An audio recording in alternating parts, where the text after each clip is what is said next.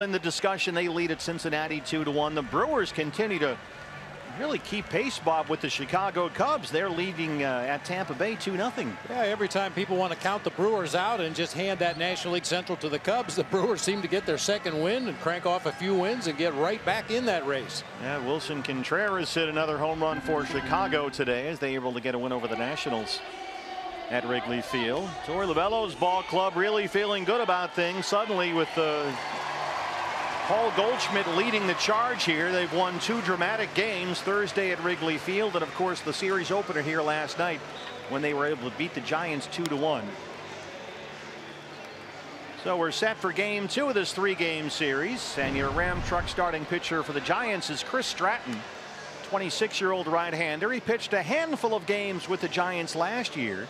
You see his numbers this season tonight, making only his 2nd career major league start. Yeah, it's been a little bit of a slog for Chris Stratton at the major league level. At the AAA level, for that matter, had a 5.11 ERA pitching in the minor leagues for the Giants. Had a real good outing out of the bullpen. His first appearance this season at the major league level, went 3 shutout innings against the Rockies at Colorado. That got him a couple of starts in the rotation. His 2nd start here tonight. He was a Giants first-round draft pick out of Mississippi State 5 years ago. Let's take a look at San Francisco's defense. That's presented by Nationwide Vision Centers. A little different look for Bruce Bochy tonight, loading up on left-handed hitters. Jarrett Parker will be in left field. Denard Span out in center. Hunter Pence in right field. That guy, the Panda, Pablo Sandoval at third base, flanked by Brandon Crawford at short. It'll be Joe Panik and Ryder Jones on the right side of the infield. Brandon Belt on the concussion disabled list. Nick Hundley doing the catching tonight, and Chris Stratton on the mound. Quinn Walcott is our plate umpire tonight, calling the balls and strikes. The crew chief Brian O'Nora is the first base umpire. Ben Mays at 2nd and Scott Berry at 3rd. And before we get underway here at AT&T Park, Bob, it's time for your Valley Honda dealers key to the game. I'm going to stop just short of calling this a must-win game, but you win the ones you should. You got a guy making his 2nd major league start on the mound, no Brandon Belt, no Buster Posey, and a team that has the lowest winning percentage at home in the National League. Advantage Diamondbacks as we're underway in San Francisco with ball 1 to David Peralta. David in the leadoff spot again, 301 and 10 homers. He walked, doubled, and scored a run last night. 65 degrees at first pitch. We're about 10 minutes behind schedule here. No big deal.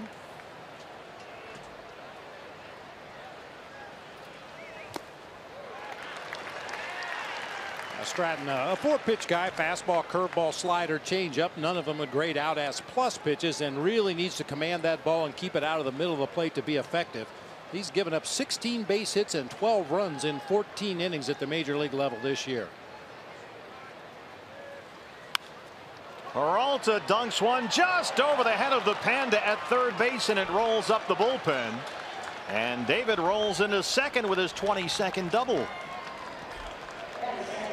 Not the prettiest hit he's ever had, but very effective. It works. Hey, you'd like to think that this makes up for some line drives that David has hit right at defenders this year. This one just loops over the head of the Panda into shallow left field, gets over in that bullpen area. Jarrett Parker just had to chase it down and hold him to a double. Leadoff man in scoring position for A.J. Pollock. AJ 296. He's homered 5 times, singled and scored a run last night. But we might see Gregor Blanco out there in center field, the former Giant, against the right-hander. Give AJ Pollock a day off, but Torey Lovullo elected to get AJ back in there. I'm sure AJ has been campaigning to play every day. So maybe we see Blanco tomorrow. We got a big ovation and a very warm welcome here from Giants fans last night. These Giants fans are like elephants. If you do something good for the team, they never forget it. Well, it'll be interesting to see what kind of ovation Pablo Sandoval gets, because he trashed a few people on his way out the door here after the 2014 World Series. I think the fans will welcome him back. Some of the people in the front office might be booing. He was happy to leave by what he said. Pablo Sandoval said he wasn't shown the proper respect by the Giants, considering he'd helped them win 3 World Series rings. former World Series MVP. 3-0 on Pollock. Sandoval batting fourth tonight. A double and a walk lead it off for the Diamondbacks. Here comes Jake Lamb. So Stratton, that's the story so far. He's struggling. Taking the rotation spot tonight for Matt Cain, who's really struggled this year. Stratton hasn't pitched for the Giants since last Tuesday when he picked up a save after 4 innings of relief and a blowout win over Pittsburgh here. That was July 25th. He was just activated off the DL today, coming off a right calf injury. They're not too worried about the calf problem. 2 on, nobody out for Jake Lamb. 267 and 23 home runs. Jake 0 for 3 last night. He got hit by a pitch. That was after Brandon Belt took a curveball on the helmet from Anthony Bonda. Belt put on the 7-day concussion DL, and it was shortly after that that Jake Lamb caught one on the hip in the 7th inning from Madison Bumgarner, who plunked him. Jake down 0-2. You know, thinking about Pablo Sandoval, the sad part of the story is this guy was one of the best natural hitters in the game. Just instinctively got the barrel on the ball, drove it all over the ballpark, was a really good defender when he kept his body in shape. Unfortunately, that was a major effort for him. Well, you can't question his accomplishments in a Giants uniform. They are one of the best postseason players really in modern baseball history. 3-time World Series champion here. MVP of the 2012 World Series. And in 39 career postseason games for the Giants, he hit .344. Just missed with a breaking ball there, and it's 1-2.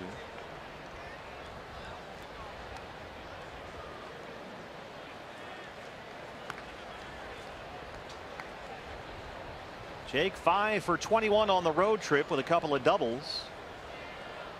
5 critical RBIs that helped win 2 games against the Cubs in Chicago this week.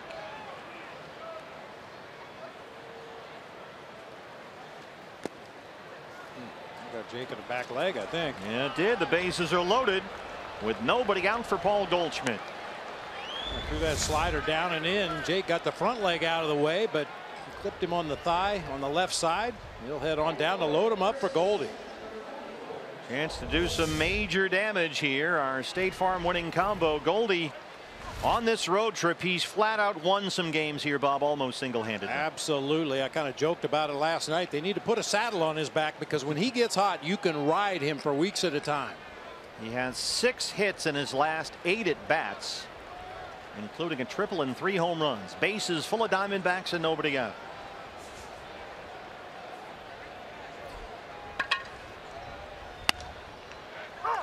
Fastball is up, but it's strike 1, says Quinn Walcott. Goldie, the batting average now at .325. 25 home runs. Aaron Judge of the Yankees, the only player in baseball with a higher OPS right now. Goldie coming off back-to-back 3-hit games. Swing and a miss at a fastball, and he's down 0-2.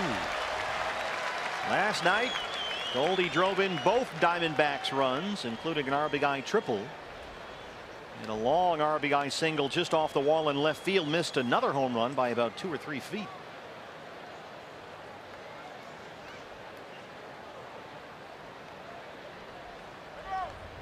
And of course, that coming off the now legendary 3-homer game at Wrigley Field. 1 home run for each rain delay. Yeah, they were still talking about that on the Cubby game this afternoon. Cubs were playing the Nationals, a day game at Wrigley Field, and Len Casper and Jim DeShays were still talking about Goldie's performance. Fastball missed, and it's 1-2. Saw the numbers on the road trip. 4 homers, 12 RBIs in 8 games. David Peralta, the runner at third. A.J. Pollock at second, and Jake Lamb at first.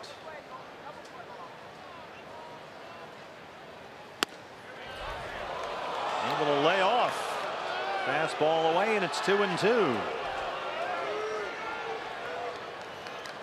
Hard to imagine anyone being better when they're down 0-2 in the count than Paul Goldschmidt. He always, it seems, finds a way to battle back, at least getting even 2-2 like he is right here.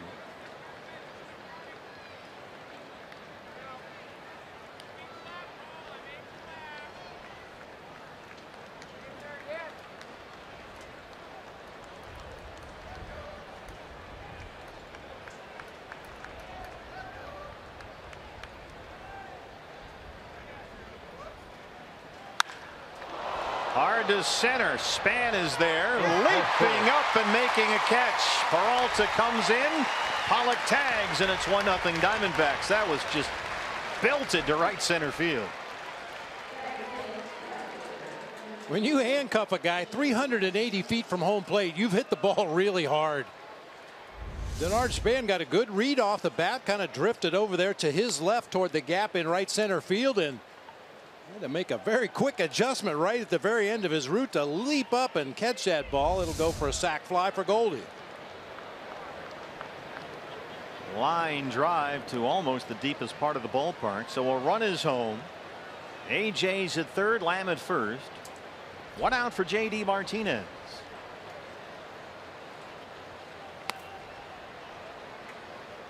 JD 0 for 4 with a pair of strikeouts last night. Now at 282 on the year. 22 home runs.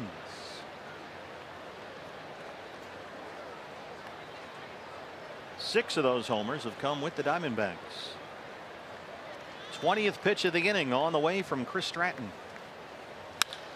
Martinez bangs it toward the left field corner, and it's off the base of the wall. Pollock is home. They're waving Lamb. The relay from Crawford is in time.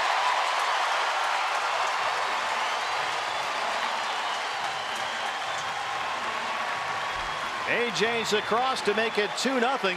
But Jake Lamb trying to come all the way in from first. Cut down on the Crawford relay, 7-6-2. Well, that ball was banged hard too into left field. Short hops the wall out there. A very good bounce right back to Jarrett Parker.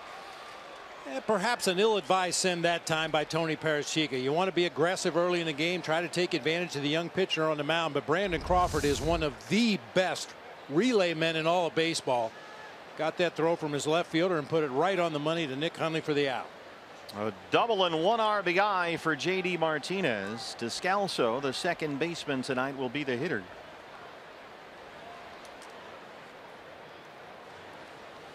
And JD got a little bit of topspin on that line drive. It sounded good off the bat. Thought it had a chance to sneak out of here just inside the foul pole, but banged off the wall for an RBI double.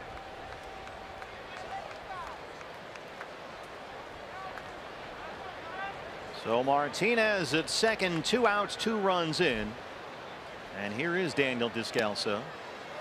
Breaking ball is in there for strike one. Descalso 237 and 6 homers.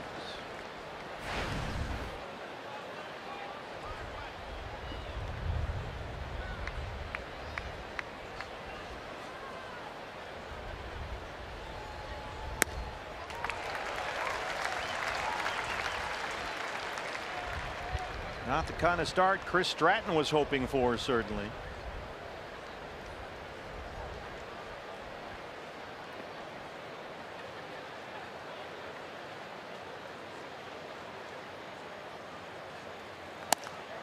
Stratton's first career start July 6th at Detroit. Johnny Cueto was a late scratch for that game with an ear infection, so Stratton was forced to make his first ever start on 20 minutes notice. Gave up 5 runs, 6 hits. He went 6 2/3 against the Tigers. Got the loss. Called strike 3. Rings up Descalso. But the Diamondbacks strike first. An early 2-0 lead for Taijuan Walker.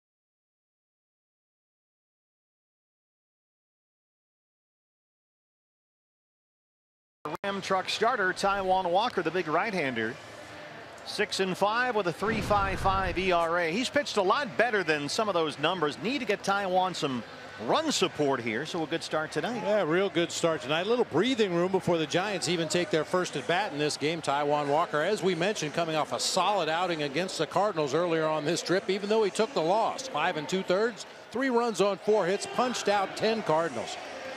Valley Chevy Dealers has a look at the Giants lineup tonight. Denard Span will lead it off again tonight out in center field. Ryder Jones takes over for Brandon Belt at first base. Brandon Crawford at shortstop. Pablo Sandoval in the cleanup spot playing third base. Jarrett Parker out in left field. Hunter Pence in right. Joe Panik at second base. U of A product Nick Hundley doing the catching for right-hander Chris Stratt. Did he go to U of A? That's what I've heard. Yeah, I did not know that. Denard Span in the leadoff spot. Looks at strike one. He was 0 for 3 last night. Span 273 and 7 home runs.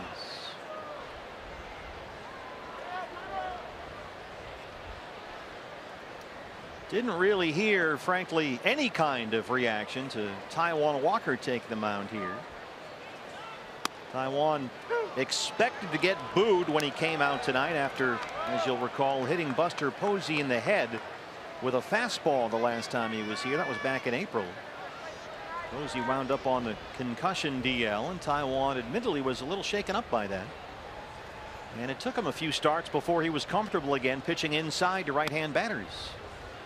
But he's well past that now, and it seems like, based on the silence here, Giants fans have almost forgotten about it. Of course, Posey's not in the starting lineup tonight.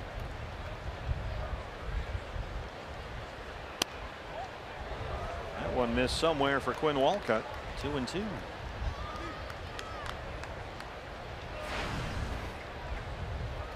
Here are the numbers on Span. Walked and struck out last night.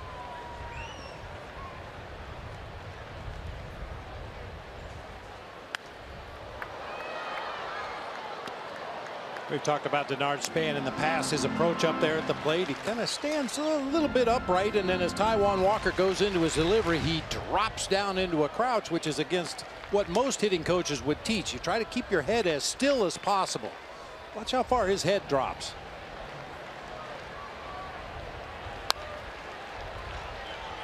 Yeah, that elevator goes down a flight or two pretty quick. The express elevator. Ryder Jones, the rookie, playing first base tonight. Brandon Belt on the concussion DL. His roster spot taken up by Pablo Sandoval, who's batting cleanup tonight. Well, Span being a pesky leadoff hitter here. It's still 2-2. Span has not done much with the bat lately. He's hitting only .220 since the end of June.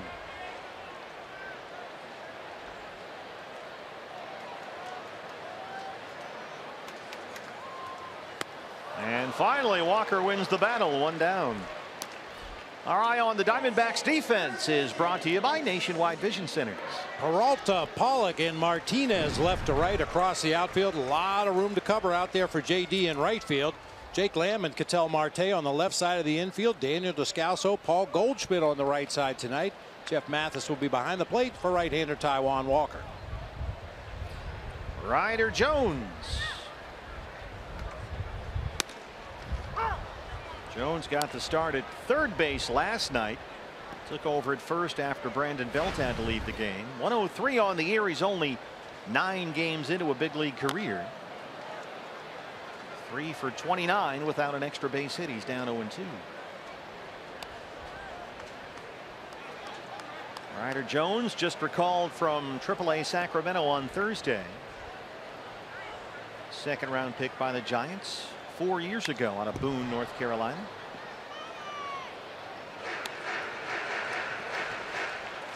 Giants starting to go with some of the youngsters here. They're mixing them in. But the normal names are in there. Crawford, Pence, Panik tonight. Fastball up and away. It's 1-2. Giants let Aaron Hill go near the end of June. They just DFA'd Connor Gillespie the other day. Jae-Kyun Wong was sent back to AAA, their Korean signee. So some of the new guys getting a look. Ryder Jones in the starting lineup. We saw Miguel Gomez pinch hit last night. Bruce Bochy trying to figure out something. Giants have lost 6 of their last 8, 10 of their last 15.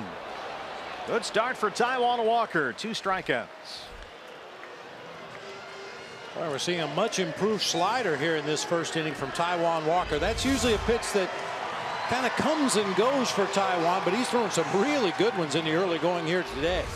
He has really worked on that pitch really since the end of last year when he was with Seattle. Got a lot of movement on it here tonight. Brandon Crawford, the shortstop. He leads the Giants at RBIs, but hitting only .228 with 9 homers.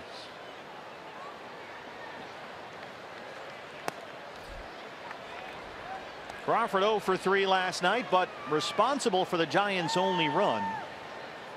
He drew a bases loaded walk against Anthony Banda.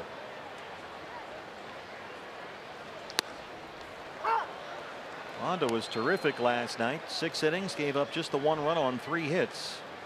Did walk 4, but had 7 strikeouts and was close to unraveling there in that 4th inning after walking in a run when Crawford was the hitter, but did a nice job after that. He got a strikeout and a ground ball out and kept the Giants to 1 run. You know, I say it all the time, partner. Sometimes it's easier to evaluate a player when he's struggling out there on the mound. He got himself into a jam, managed to limit the damage and get out of that jam. That's as equally impressive as a 1-2-3 inning for a young pitcher.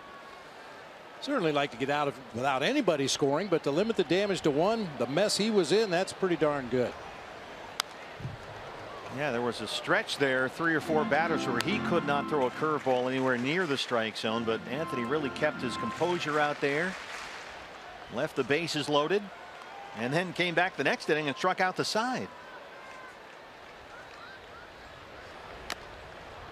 Taijuan Walker strikes out the side in the first inning. Diamondbacks with a 2-0 lead.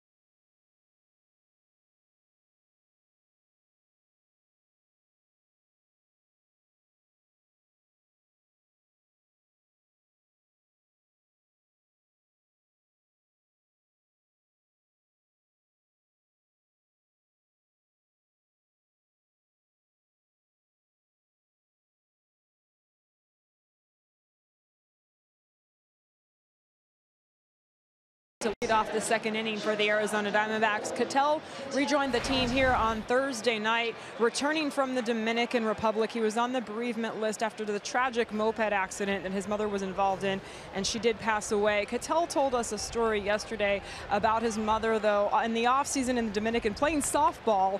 He hit a long home run, and she said, "I'd like 10 home runs from you this year." He hit 6 in Reno. After he got his 4th with the Diamondbacks, he called her and he said, "There you go, 10 homers. How about that?" He said she was crying. And so that was quite a moment for Ketel, recalling that. And it's been obviously very, very difficult, but having his teammates' support has meant everything to him. Yeah, Jody, his baseball family, as Torey Lovullo likes to call him. Good to have Ketel back with us in there at shortstop today. And he belts that one into right field.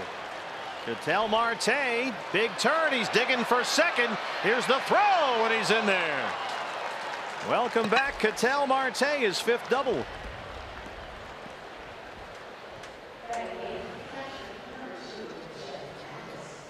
Good to see him find a hole. Ketel Marte has hit a number of balls just like that, right at first baseman and second baseman around the National League, but finds that hole on the right side and uses that tremendous speed to challenge Hunter Pence. He's got to run a long way to get that ball in the right field corner, and Marte in safely at second. He's now hit safely in 6 straight games and 9 of his last 11.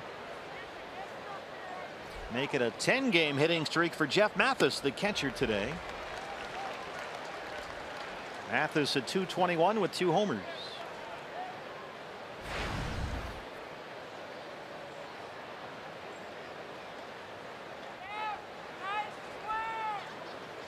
Diamondbacks have really hit the ball hard so far against young Chris Stratton, making just his 2nd major league start. Peralta blooped a double over the head of Sandoval at third to lead us off. Goldie hit a laser just about 380 feet to deep center for an RBI sac fly.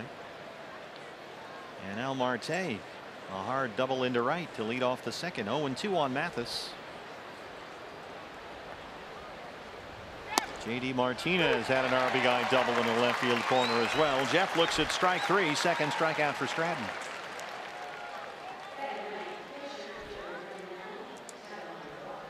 There's Taijuan Walker. He's got a home run on the back of his baseball card. It was a no-doubter, too. That was at Chase Field not too long ago. About halfway up the seats and left. A little different environment here with the heavy marine air and the deeper fences. And that swing. It was a sunny day all day today, but we've got some pretty thick cloud cover right now. Wind is blowing out to right center field.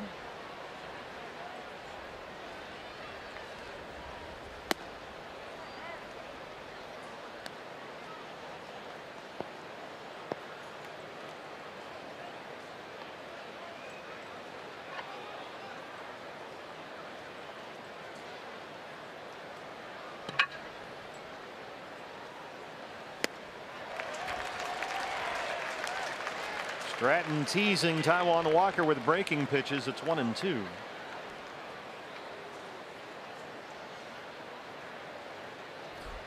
Leadoff man David Peralta, already with a double on the books, is on deck.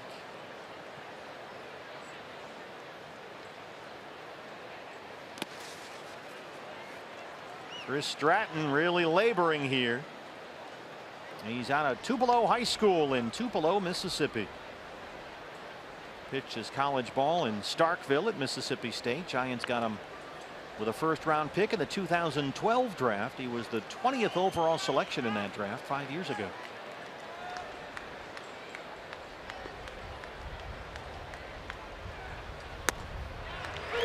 And he gets another called strike 3. 3 strikeouts for Stratton, all looking.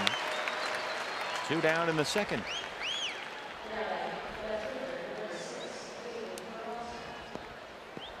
Peralta doubled and scored to lead off the ball game.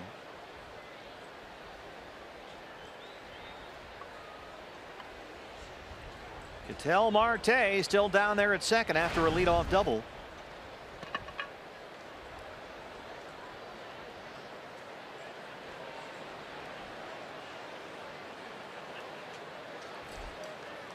Nick Hundley wants to talk it over. Chris Stratton made 15 starts this year in AAA with Sacramento.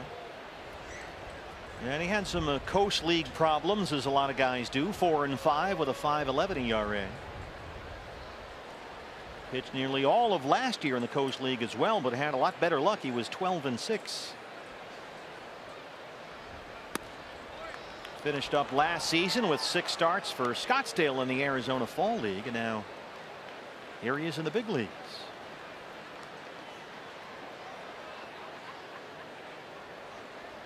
Like to see the fall leaguers make good. Just missed with a fastball, and it's 2-0.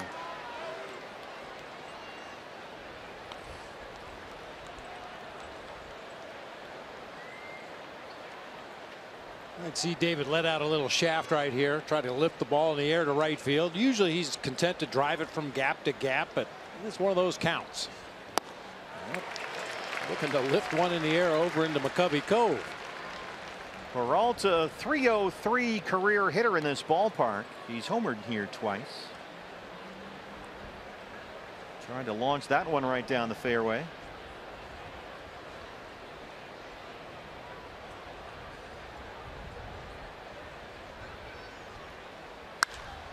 This is lined toward the left field corner. Parker on the run. And he makes a sliding catch in fair territory. Jared Parker takes an RBI double away from David Peralta. Not a whole lot of foul ground out there. He had just enough, made the catch in fair territory. It stays 2-0.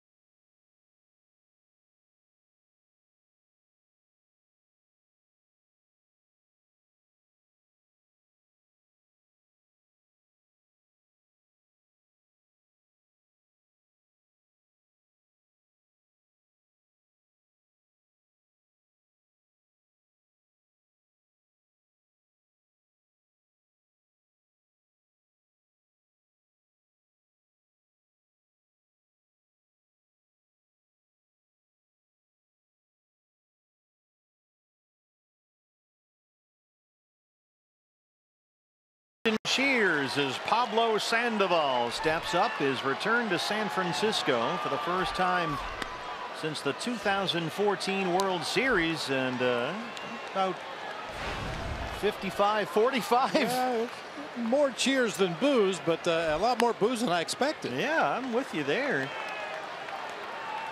Sandoval a giant once again following his release from the Red Sox. 32 games in Boston this year.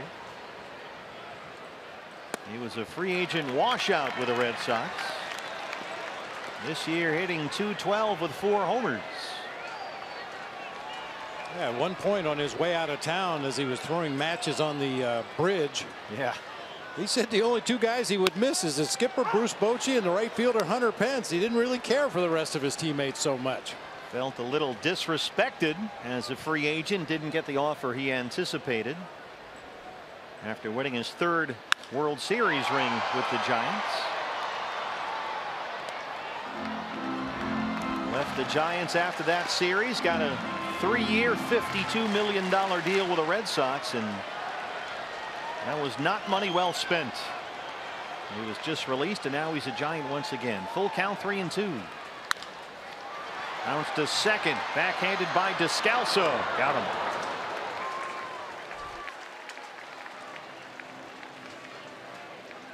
Four up, 4 down for Taiwan. Here's Jared Parker, the left fielder, who just made that terrific catch to take an RBI double away from David Peralta. Yeah, a fearless catch out in that left field corner. Jared Parker just came back off the disabled list. Badly fractured clavicle, crashing into the wall, making a catch, a similar running catch. Yeah, that was April 15th. He was out nearly 100 games. Just 10 games with the Giants this year. 240 without a homer. Panda made a mess of the plate apparently. Quinn Walcott doing some ground crew work. And we're good to go.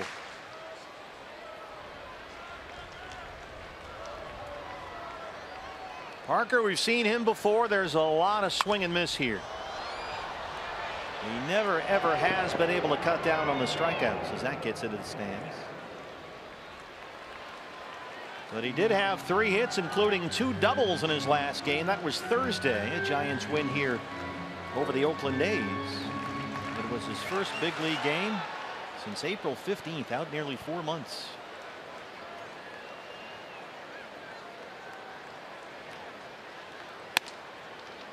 Fastball misses up, and it's 1-1.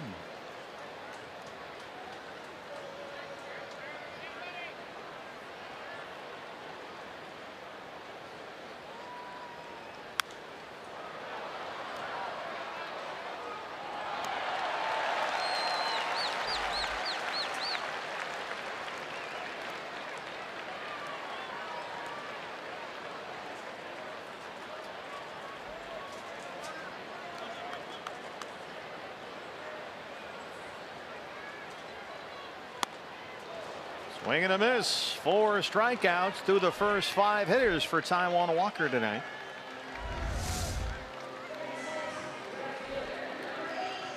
Taijuan feeling it tonight. A little extra zip on that fastball. We mentioned it in the first inning. His slider is probably as good as we've seen it recently. It's mainly been a fastball changeup mix and show an occasional slider, but looks like he's got a good feel for the slider tonight as well. Hunter Pence.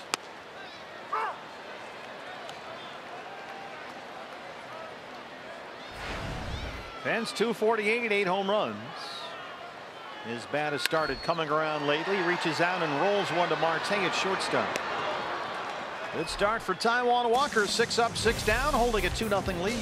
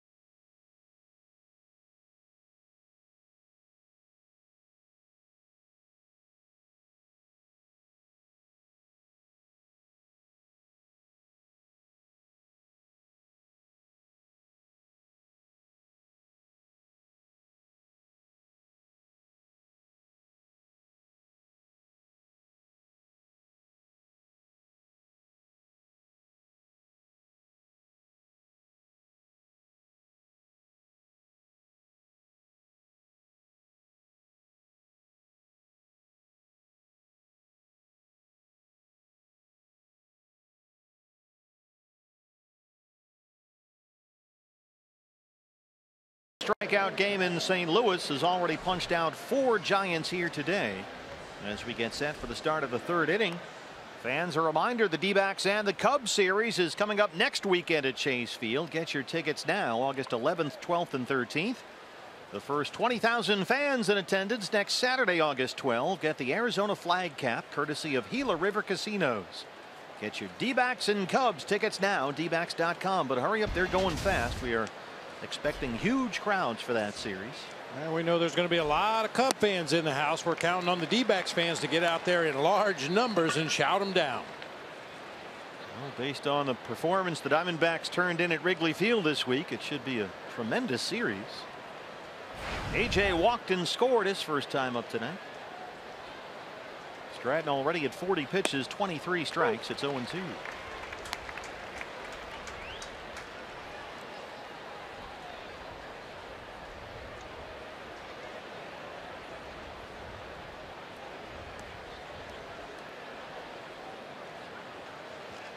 AJ stepping out, trying to slow his roll just a bit.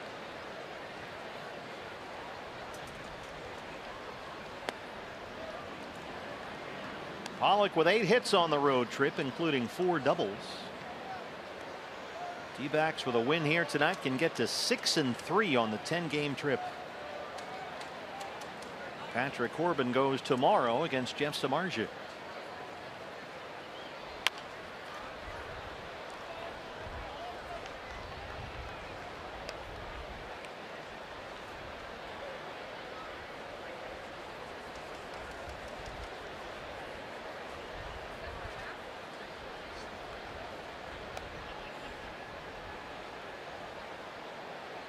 Mike Butcher, the pitching coach, on the left there with the skipper Torey Lovullo.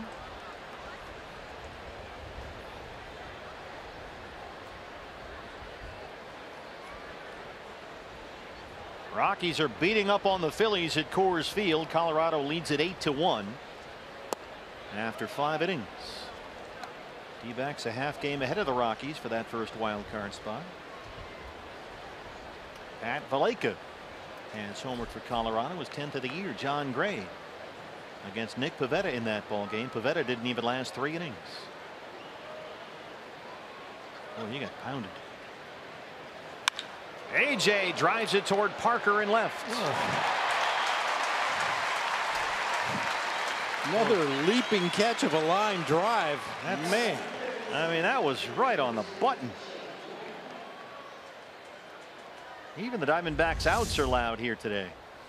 Well, Parker took a little bit of a shallow line and realized that was just going to shoot over his head all the way to the wall. Makes the adjustment, has to go up the ladder to make the play. When you see an outfielder jump for a line drive, that's always scary. Last resort. Yep. Jake Lamb hit by a pitch his first time up.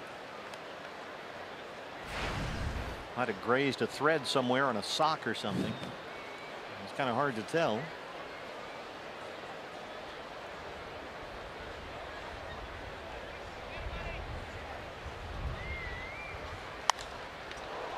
Jake Lamb gets one in the air for Pence in right field.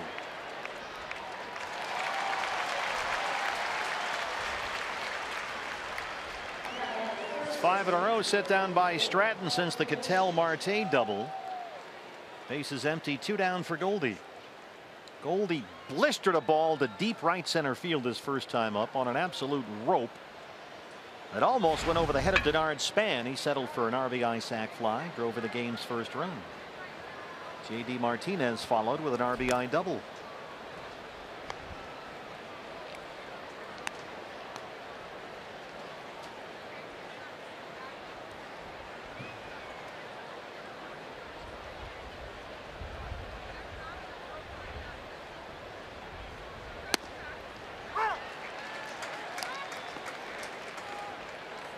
Torey Lovullo was the one who pointed out the other day in Chicago that it wasn't too long ago, only about 10 days ago, Goldie was really grinding up there. Wasn't getting a whole lot of results. Had one 7-game stretch over part of the last homestand when he went just 4 for 21 with a dozen strikeouts. He was striking out a bunch. But now in his last 11 games, he's hit almost 490. He is red hot. That's one on the ground to shortstop for Crawford. 6 in a row retired by Stratton. Diamondbacks have a 2-0 lead.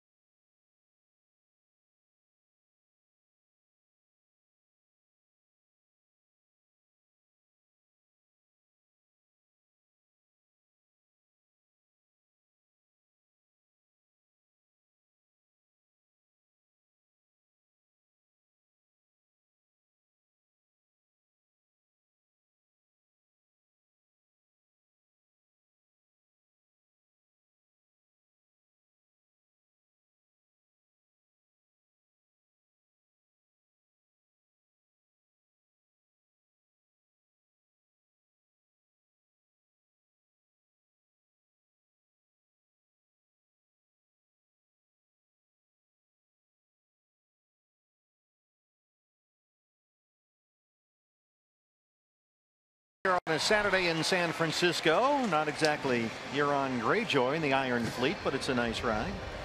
MLB.TV fans, every night, every device, you can watch every out-of-market regular season game live and get a free subscription to At Bat Premium, the #1 app for live baseball. There are blackout and other restrictions, so visit MLB.TV for details. Joe Panik, the second baseman, leads off the third against Taijuan Walker, who has retired all 6 Giants he's faced. He's got 4 strikeouts. A 3-hour tour. Game of Thrones to Gilligan's Island. A little gap in there. Come on, little buddy. Joe Panik spanks one into center. First Giant hit is a leadoff single in the third.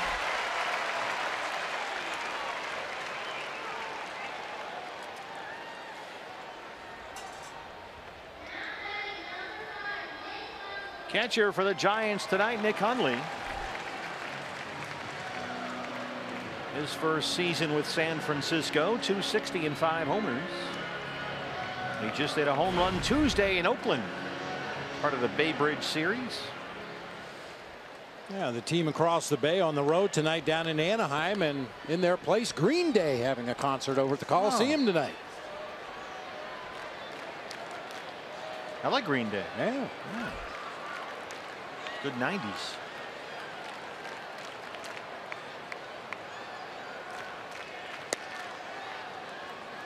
I notice you've been monitoring Lots of Palooza. Yeah, Lollapalooza. Ah, that's it. Yeah. Well, I thought it was Lots of Palooza. Well, a lot of good bands playing today on some of the side stages. Got to see some acts I've never seen before, and a couple I have seen. Has the rain stopped at all? I know the first day got washed out. So far, so good today, but it is Chicago, so stay tuned. 1-1 on Hundley. He's had a hot bat lately, better than .330 in his last 15 games.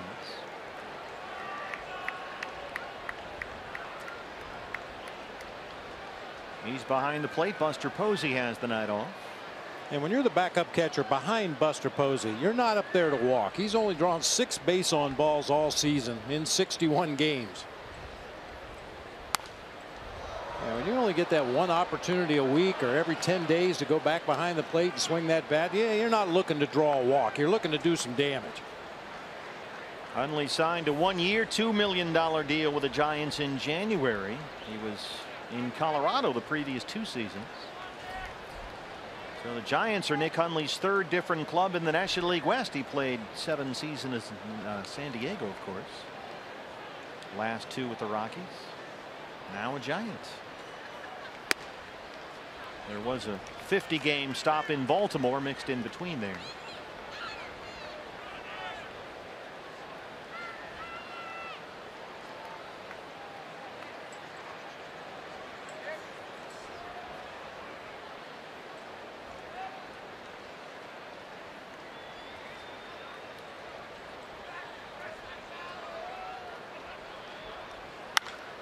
Hundley gets into one, hits it deep to center. AJ has to play it off the wall. They'll stop Panik at third. It's a double for Nick Hundley.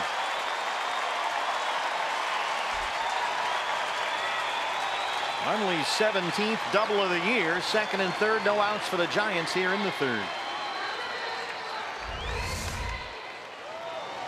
That's a slider that just kind of hangs there in the middle of the plate. As I mentioned before, he's thrown a lot of good sliders in this game already. That was not one of them. Nick Hundley just short hops the wall out there in center. Nice play by AJ to get it quickly back into Marte and hold that runner at third base. The pitcher, Chris Stratton.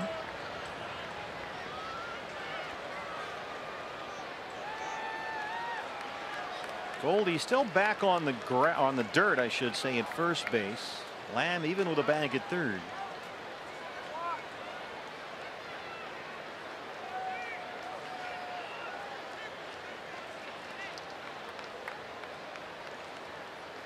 No sign of a bunt from Stratton. It's 1-0.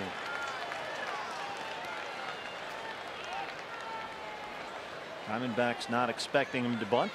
2nd and 3rd, no outs here. See if he can squeak one through the infield or something. 40 pitches for Walker, 28 strikes.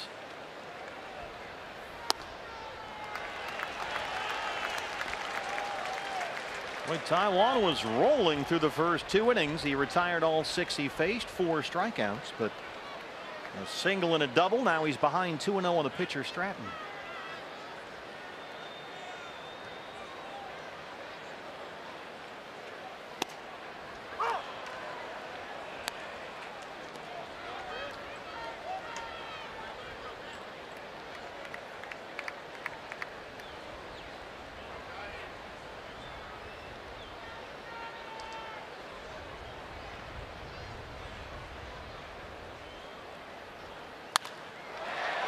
Oldie at first.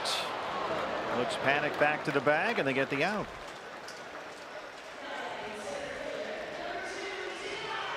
Here's the leadoff man, Denard Span, a strikeout victim his first time up today.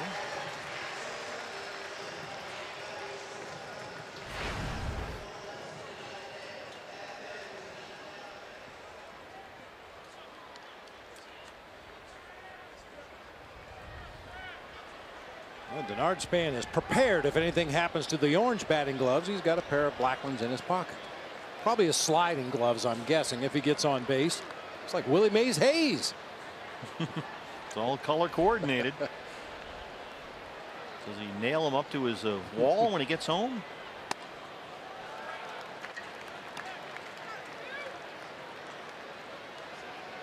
Gloves are us. Not sure why you need sliding gloves exactly, and why they need to be different color from your batting gloves, other than I guess you don't mix them up. Heaven forbid you hit with your sliding gloves on. Oh. Who knows what could happen? Chaos.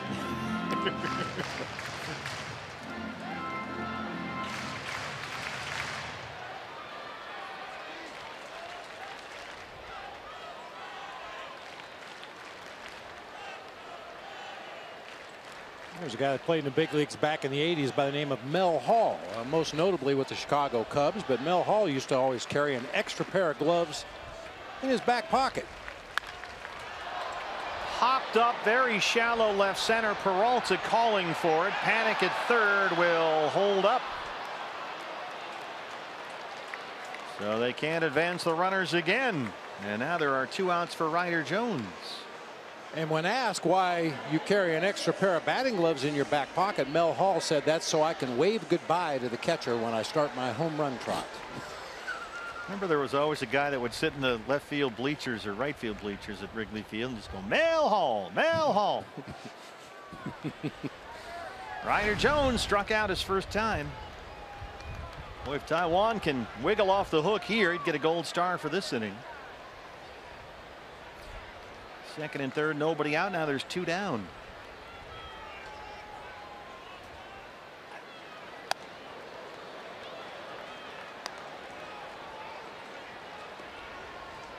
Ryder Jones up there 3 for 30 in his big league career so far. This is only his 10th ever game.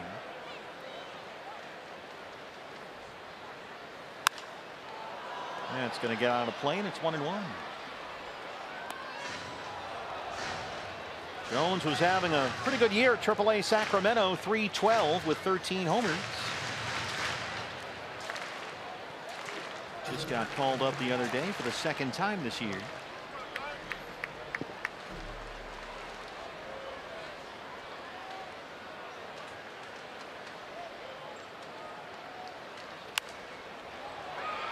Fights off a fastball, and it's 1-2.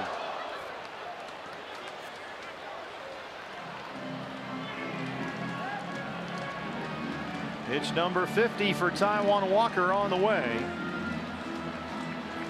Joe Panic's at third, Nick Hundley at second. 2 outs.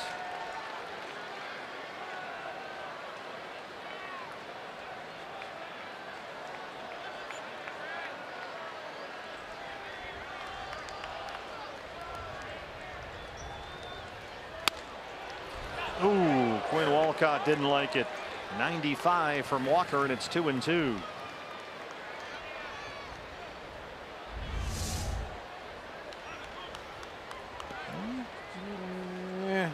Maybe just off that inside corner. 50 pitches, 34 strikes.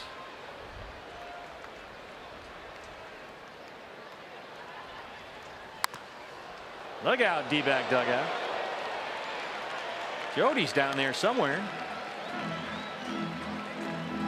Now, hopefully she has a glove. That was right in the vicinity where Jody usually stands. Well, is she using her standing gloves or her reporting gloves? Check with Denard Span about that.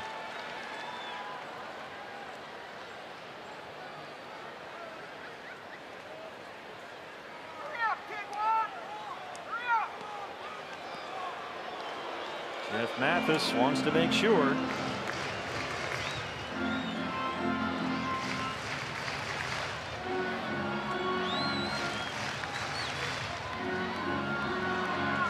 Many times in these situations when Jeff Mathis goes back behind the plate, he doesn't even give a sign. He'll just go get into his crouch and kind of indicate to Taijuan Walker, go ahead and throw it.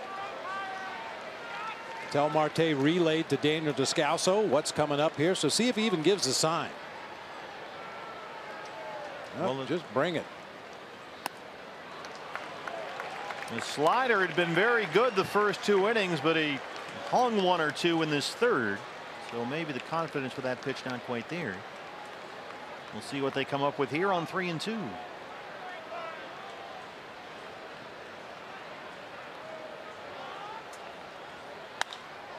Skied along the right field line. Goldie right on the line. And he's got it in foul ground. Taijuan Walker had second and third, nobody out, but he keeps it a 2-0 D-backs lead.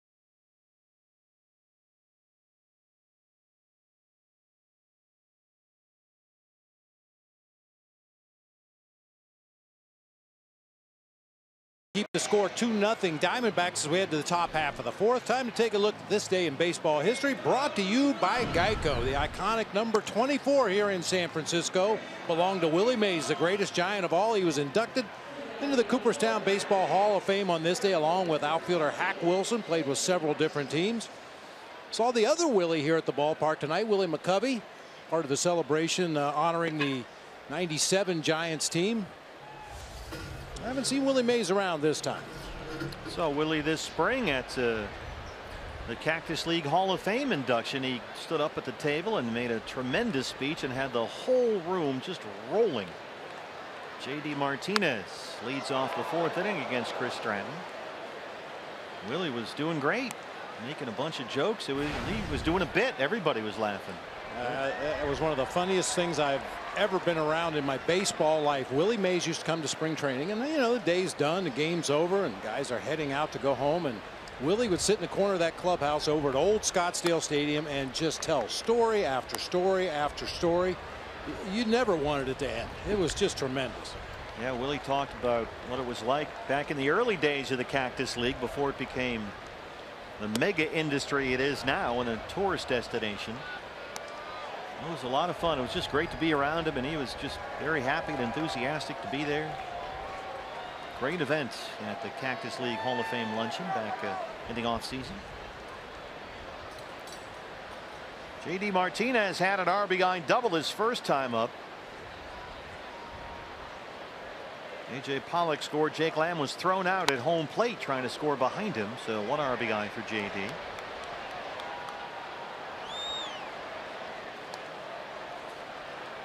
Now with 15 runs batted in his last 12 games, JD Martinez.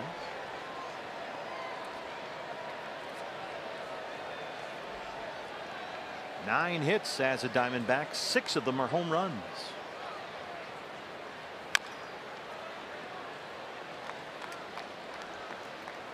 Well, for a while, didn't look like Chris Stratton would survive very long here. Just his second major league start.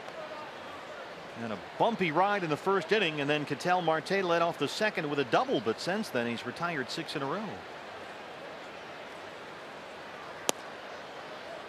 Full count on Martinez, 3-2. Daniel Descalso on deck.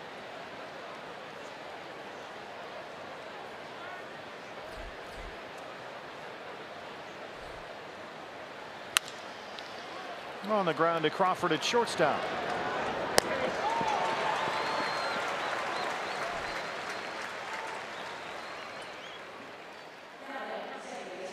Now, Brandon Crawford may be having a subpar offensive season by his standards, but he can still pick it and throw it. Only 4 errors all season at shortstop. One of the best in the business out there. Descalso struck out looking his first time up tonight. The start tonight at second base.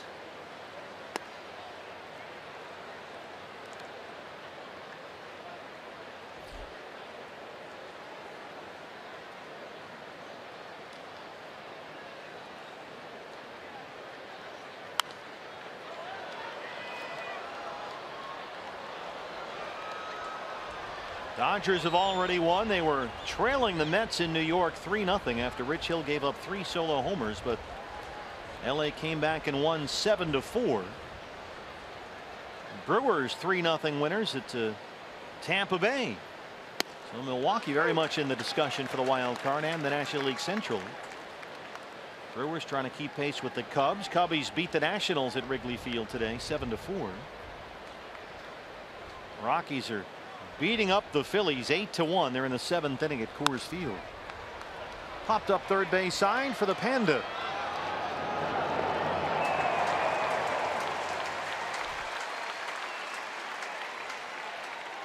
It's been pointed out by our crack staff in the truck.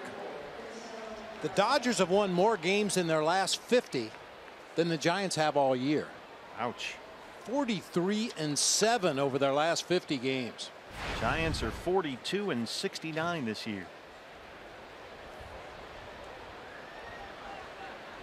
Well, that's a sad sight for Giants fans and D-backs fans for that matter. That blue flag flying atop the National League West standings out there. Dodgers hit 5 home runs in that game at Citi Field today.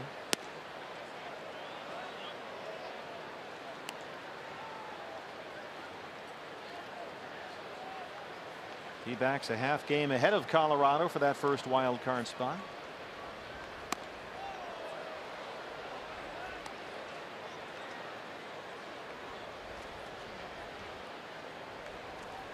John Gray has gone 7 innings for the Rockies. 1 run, 6 hits. He's got 4 strikeouts.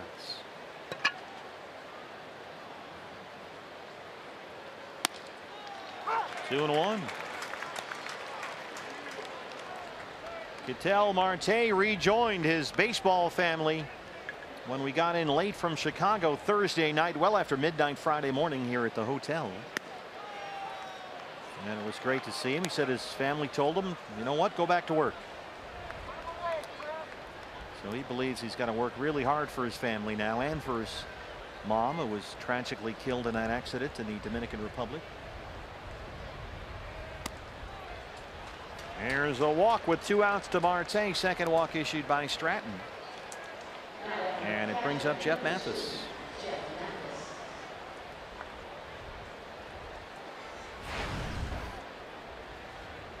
Jeff struck out looking his first time up.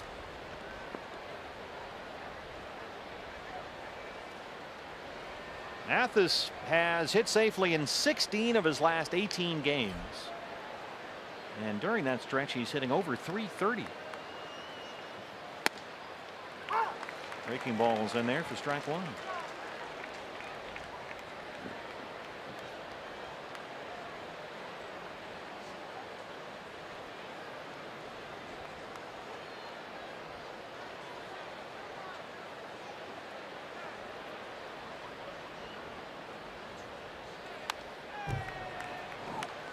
Breaking ball up in his eyes that time. Tough to take that pitch. You see that off-speed delivery just kind of rolling up there letter high.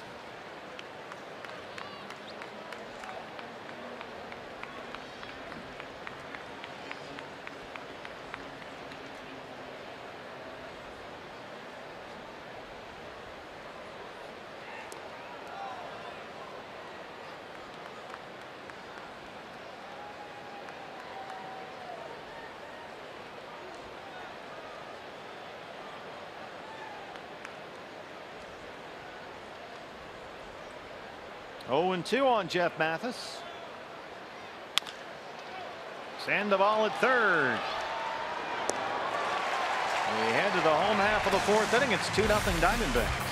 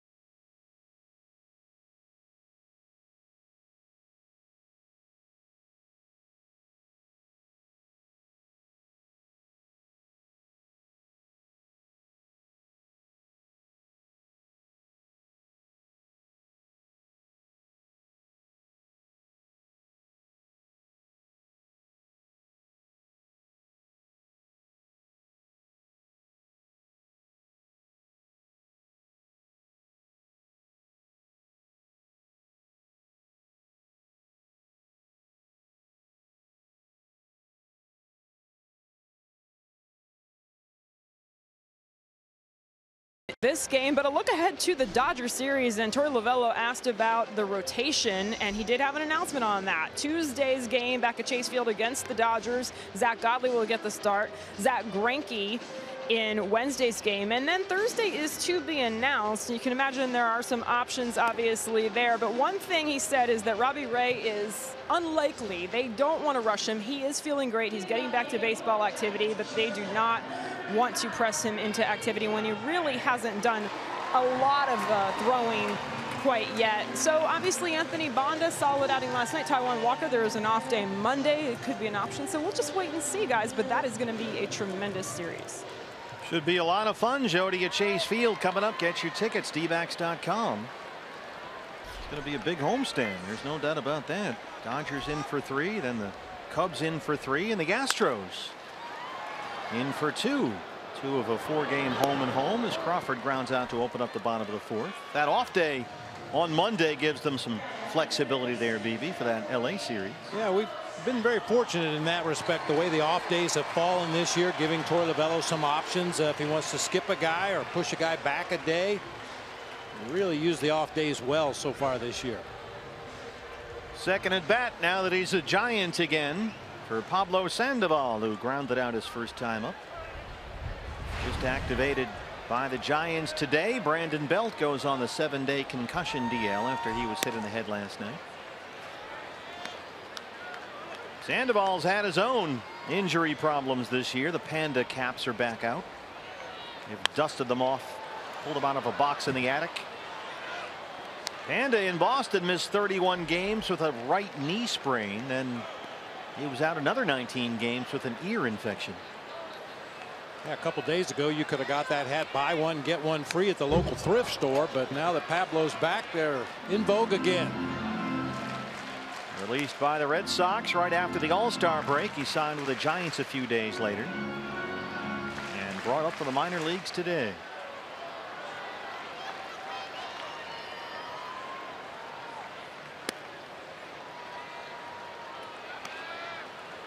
Sandoval played only one full season in Boston. He was a real washout with the Red Sox.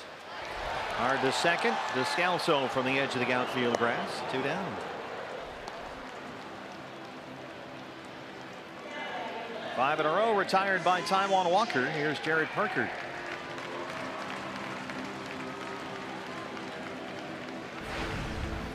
Taijuan really had to labor in that third inning. Giants had second and third, no outs, but did not get a run across. But Taijuan threw a bunch of pitches, so a nice quick fourth would be welcome news for Torey Lovullo. Bullpen's a little tired right now. They're in decent shape, but you know, Fernando Rodney has saved 3 consecutive games now. Jorge De La Rosa's pitched a lot lately. David Hernandez has pitched a lot lately. Some guys have really had a heavy workload on this road trip. Well, and that happens when you play a lot of close games and have a lead late. You want your best relievers out there on the mound late in the ball game. Yeah, fortunately, Torey has been able to kind of split it up just until the last few days. Yeah, last night De La Rosa 1 inning, Hernandez 1 inning, and Rodney an inning. David Hernandez has looked great since sure has. He was picked up at the deadline from the Angels. So we'll see later on who's available and who might not be. They did not have to use Archie Bradley last night, so that was a blessing. Archie's pitched a bunch lately. TJ McFarland should be good to go if they need him.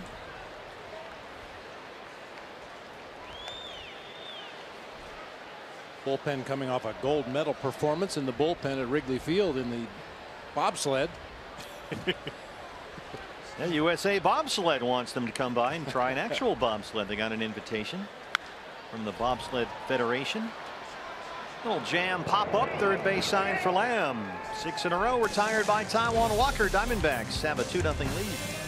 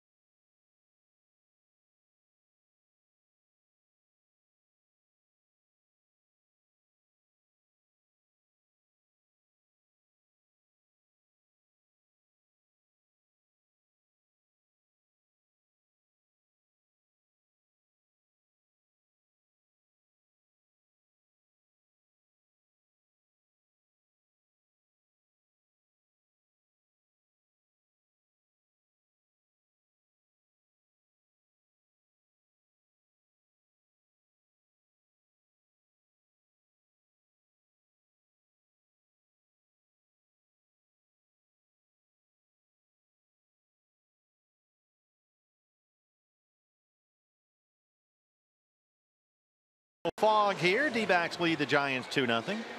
Fans, now is the best time to become a Diamondbacks season ticket holder. You can enjoy exclusive benefits, flexible payment options, and you can design a plan that's just right for you. Plus, buy now and guarantee postseason priority. Buy or renew online, dbacks.com/advantage.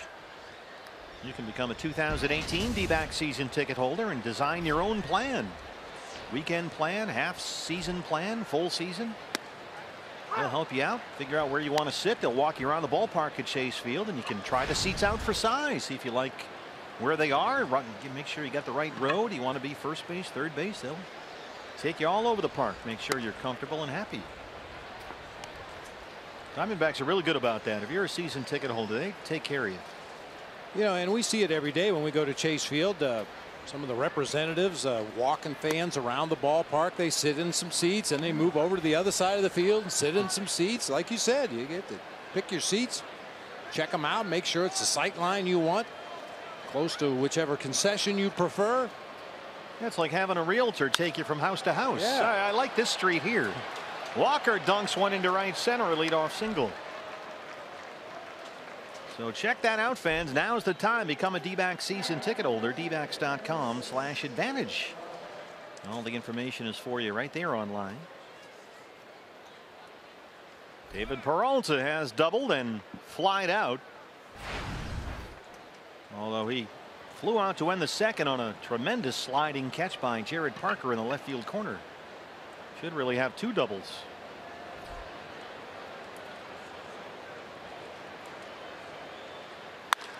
That one is blasted by Panic and into right center.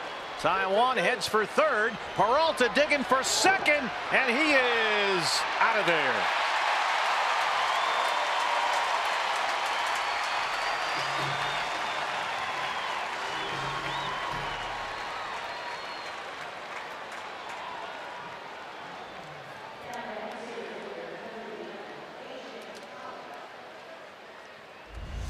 Just a perfect throw back in. Brandon Crawford picks it on a short hop, gets the glove down in front of the bag.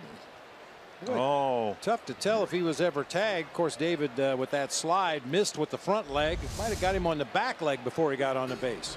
A single for Peralta, 8-6 on the putout at second. No challenge from Torey Lovullo, and A.J. Pollock is the hitter. Walker at third, one out.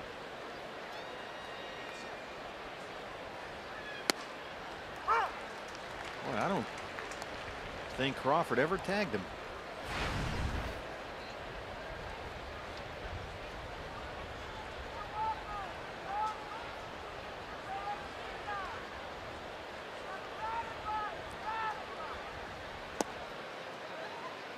It turned into an out at second base, but another ball hit right on the button against Chris Stratton. Even some of the outs in this game have been smoked. Yeah, Stratton had a very bumpy ride in the first inning. Gave up a leadoff double to Ketel Marte in the second, and then retired 8 straight. But the Diamondbacks starting to get to him a little bit here now, as he goes through the order for the third time. Sandoval throws it away. Walker is home, and it's 3-0. Pandemonium here at AT&T Park.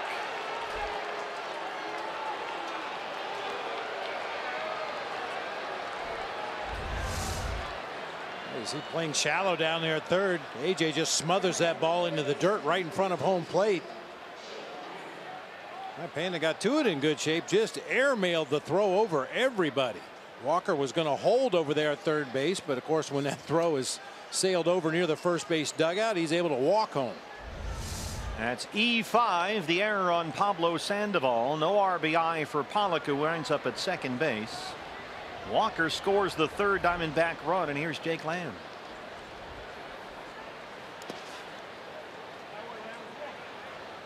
By the way, that Peralta single that he blasted into right center field, 109 miles an hour off the bat. So that was really hard hit.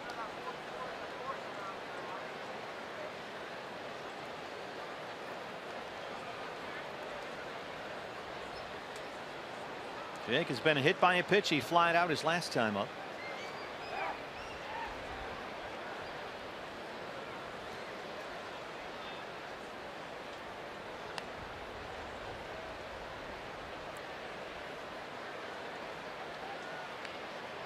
I'd like to see AJ try and steal third, just to see how quickly the Panda can move to get to the bag. AJ might beat him there.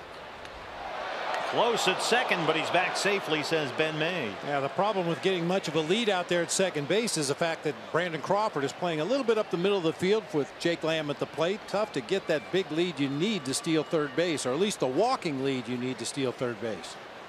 Yeah, Crawford staying right in his back pocket there.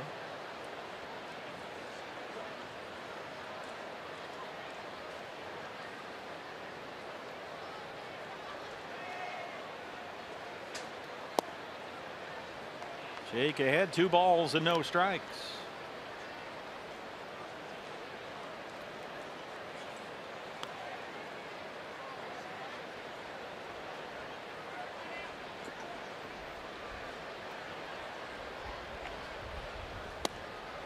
Three and 0. Goldie on deck. Goldie was up with the bases loaded in the first inning, nobody out, and hit an absolute rocket deep to right center field that Denard Span caught up with. He settled for the RBI sac fly.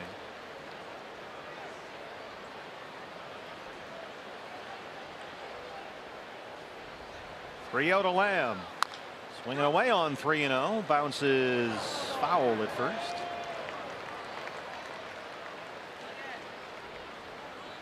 Ryder Jones, the rookie down there tonight. Brandon Belt on the concussion DL.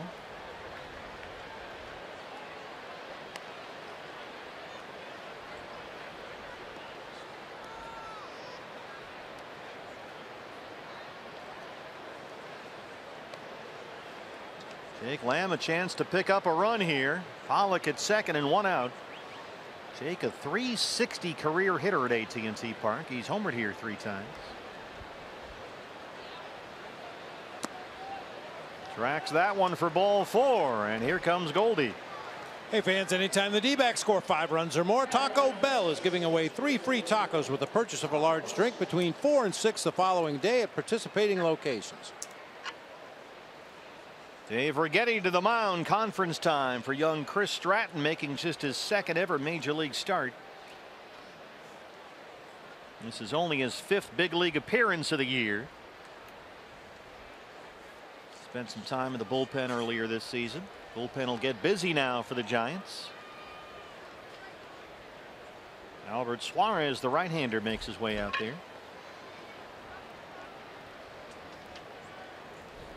So a run is in. 2 on and 1 out for Goldie.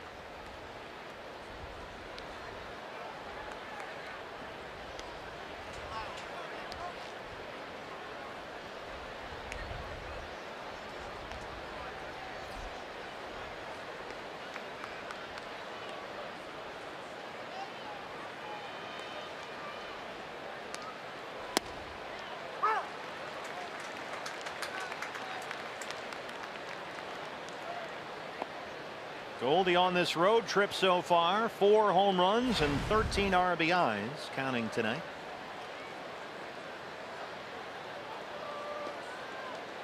.25 homers. He's already passed his total from all of last season. Lead swing at that breaking ball, and it's 0-2.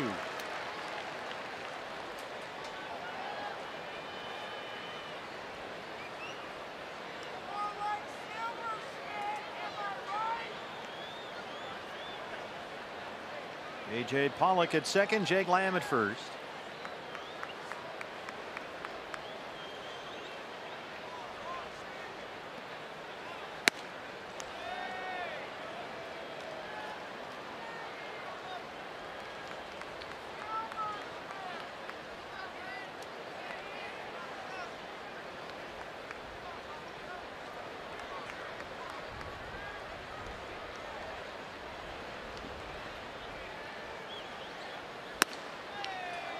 Two balls and 2 strikes.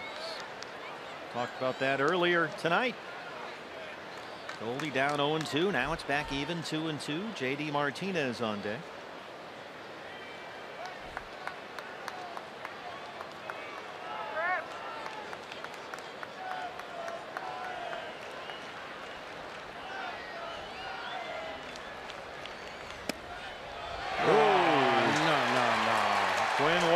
Says strike 3. Goldie with a word or 2 as he walks away.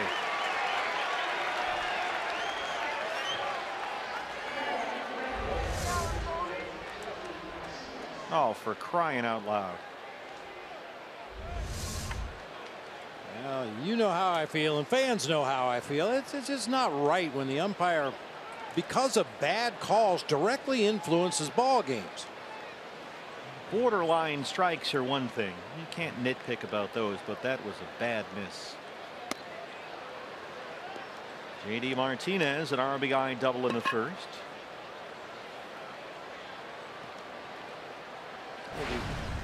Mentally flipping a coin back there tonight. Heads for strike, tails for a ball. That pitch looked like it was all over the strike zone to JD Martinez. He called it a ball.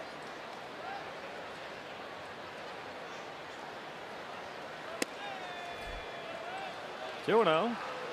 Maybe some makeup calls for the strike three call on Goldie. I think I'd rather have Goldie's pitch back. Thanks. Yeah. It is an inexact science. This is the part where I try and just keep it up. calm you down a little bit. Fastball missed upstairs, and it's 3-0 on JD. Descalso on deck. Stratton has walked 3, struck out 4. Boy, and you know JD has the green light if he gets a pitch to his liking right here. Make sure it's exactly what you're looking for.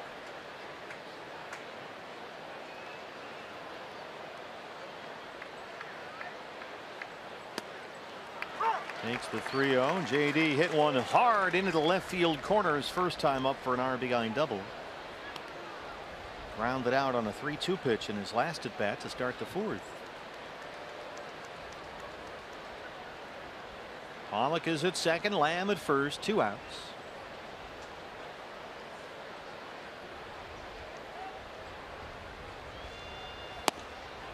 He walked him, the bases are loaded. Second walk in the inning for Stratton, and here comes Descalso.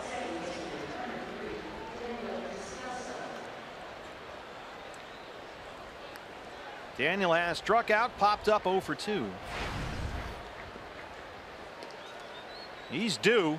3 for 20 on the road trip right now. And Stratton working his way through the D-backs order for the 3rd time. Even though they did most of their damage in that first inning, we're getting a 3rd look at him here. There should be no surprises at this point. Ball 1.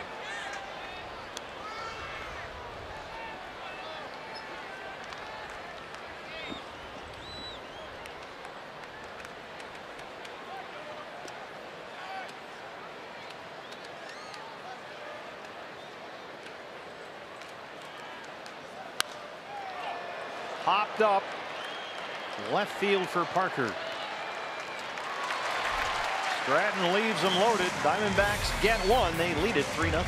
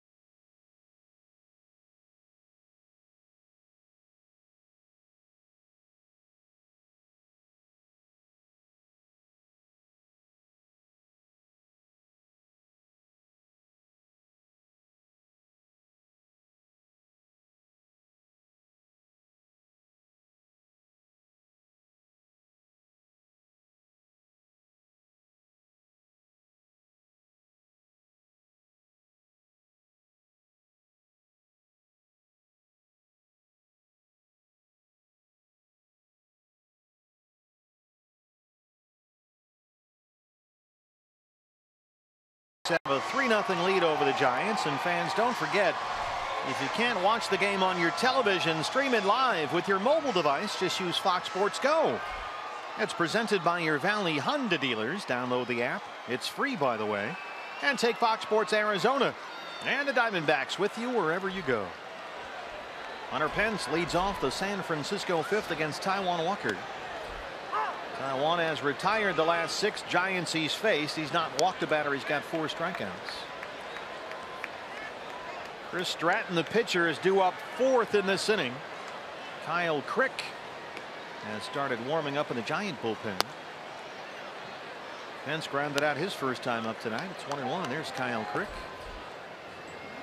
He was a highly thought of Giants pitching prospect a few years ago, but he's kind of fallen on hard times. Pence couldn't check his swing, and it's 1-2.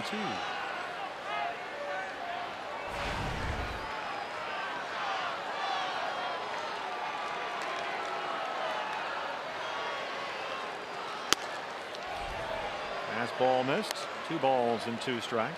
Hunter Pence has only 20 extra base hits all year.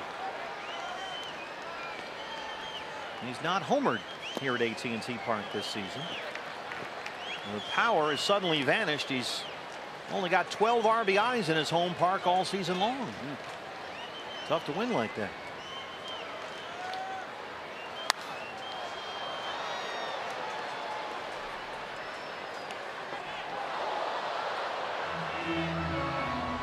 Hunter Pence now in his 5th full season in San Francisco after stops in Houston and Philadelphia. A lot of injury problems in recent years. And Walker strikes him out. 5 strikeouts for Taijuan. He's now sit down 7 straight. Another good slider. He kind of lost the feel for it in that 3rd inning. This is a real good one right there to Pence. Breaks it off that outside corner. Started it on the outer 3rd of the plate. Boy, if that pitch can develop like it looks like it is, he's going to become dangerous out there. Joe Panik, a base hit his first time up today. Mentioned that Hunter Pence has only 20 extra base hits all season. Last night was the Giants' 6th game this year with 0 extra base hits for the entire team. First time they've done that since June 6th at Milwaukee. Diamondbacks last night 2-1 winners. Giants had only 3 hits, all singles. Giants' only run came home at a base-loaded walk. Yeah, one of those singles was a bunt base hit. Yeah, you're right. Kelby Tomlinson.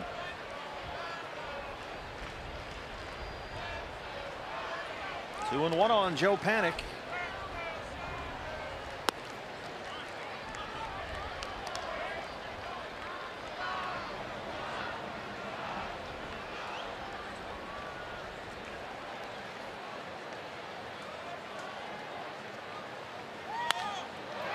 In the air, pretty deep right field. JD Martinez backing up, and he's got it on the warning track.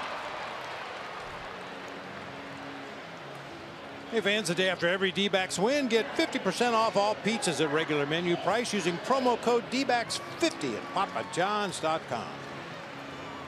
2 down for the catcher, Nick Hundley. Hundley doubled to center field back in the 3rd inning. Giants in the 3rd. Had runners at 2nd and 3rd. Nobody out, but Taijuan Walker left him there. Got Stratton, the pitcher, to ground out. Span flied out. Ryder Jones popped up.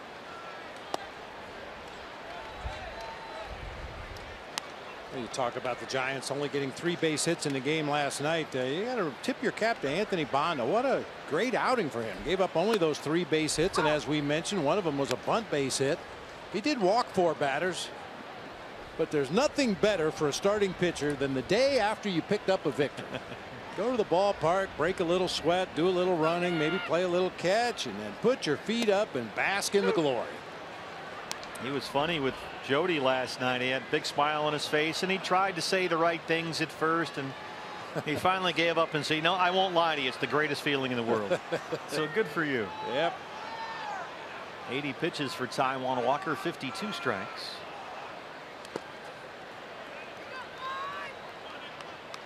Yeah, the Diamondbacks have not yet named a starter, as Jody mentioned earlier, for that Thursday game against the Dodgers at Chase Field. Pitcher spot is up next. Moncrief on deck. He'll get a chance as Hundley goes 2 for 2. A 2-out single to right. Let's go downstairs to Jody. Well, Steve, you talked about that Bonda's family was there at Chase Field for his debut, but they were watching on TV last night back home, and there was kind of a watch party from what Anthony told me on the pregame show. A lot of people gathering, family and friends, and so that's a pretty cool way to do it as well. But he was excited after he got to talk to everyone after that first win. He did get the lineup card, so very special night. Mike Butcher to the mound as Bruce Bochy will hit for his pitcher Chris Stratton. Carlos Moncrief, a 28-year-old rookie, has been announced as the pinch hitter for the pitcher.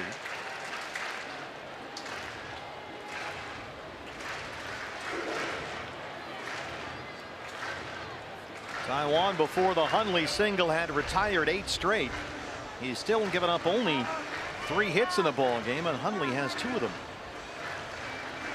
So now with 2 down and 1 on, they'll work to Carlos Moncrief, who has 3 hits and 6 at bats to begin his major league career. Got his first 2 big league hits Monday in Oakland.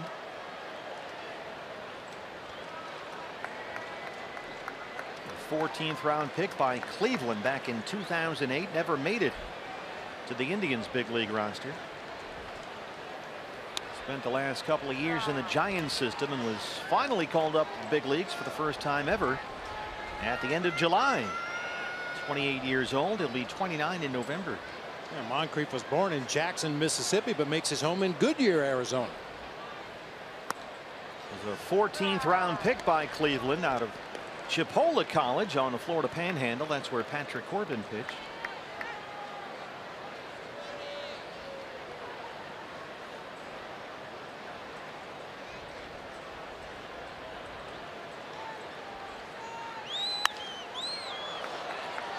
.2-0 is fouled away.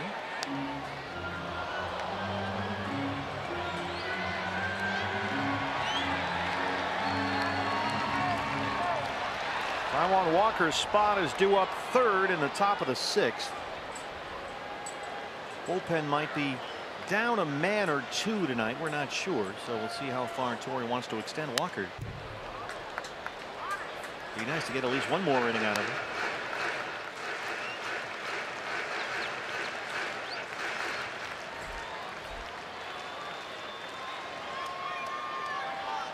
A lot of work in that 22-pitch 3rd inning when the Giants had 2nd and 3rd no outs, but Walker kept them scoreless.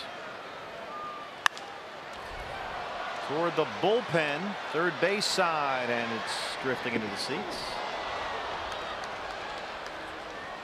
Jake Lamb had to kind of veer around the bullpen catcher down there. Giants have a pitcher warming up. 3rd base umpire Scott Berry signaled safe, which means he felt there was no interference there. They did not prohibit Jake from making a play. It's Kyle Crick warming up down there as Moncrief hits for the pitcher Stratton.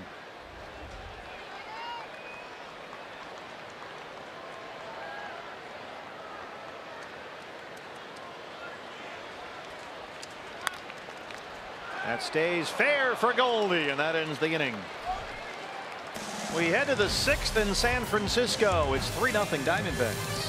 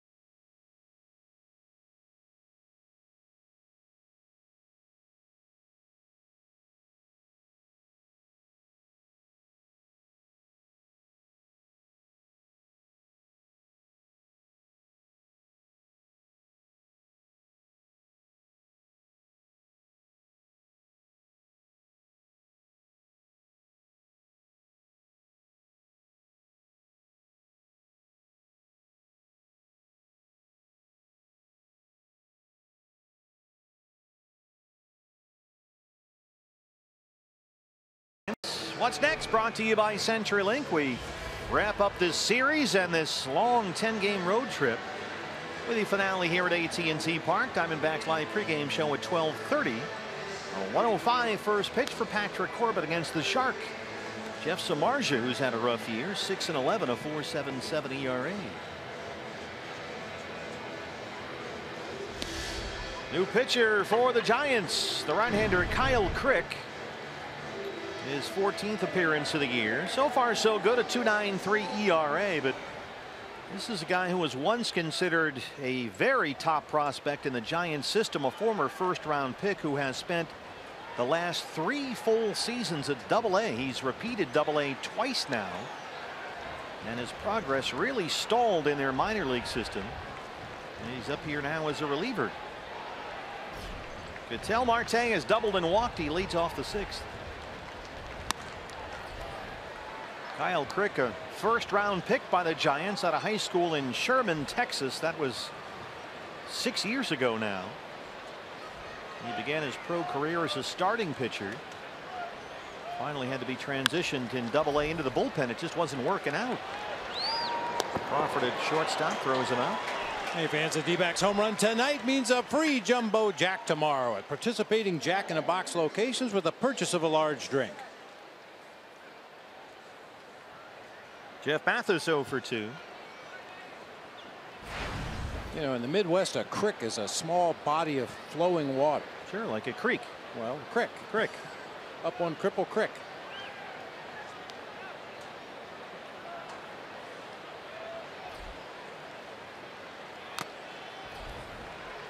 Well, the Giants believe that Kyle Crick still has youth on his side. He's only 24. But they expected a lot more from him. But they're hoping to get something. They've seen some flashes of talent. He's certainly got size and strength and ability. Swing and miss fastball at times. Mathis dunks that one into right field, a 1-out single. So make it an 11-game hitting streak now for Jeff Mathis.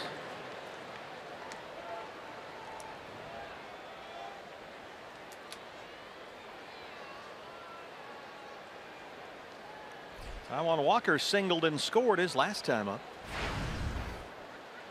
Usually in a situation like this, you ask your pitcher to put down a sac bunt, but Taijuan's been swinging a bat pretty good lately. He's squaring around. Here comes the Panda in like a bowling ball from third.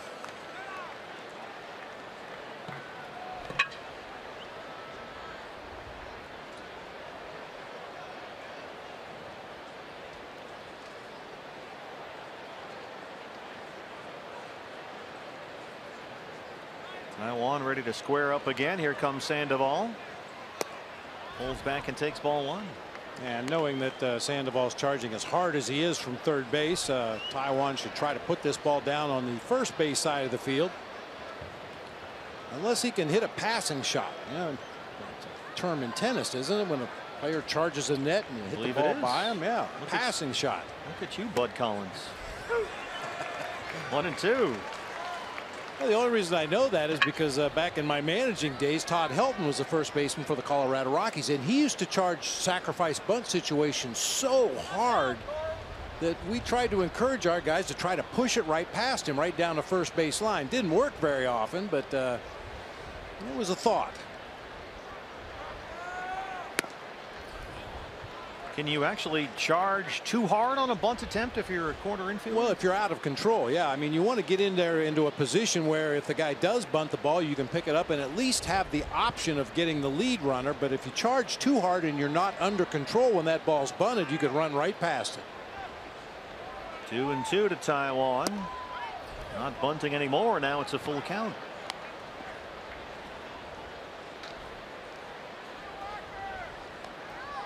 Tony Perez-Chica flashing the signs at third. Peralta on deck.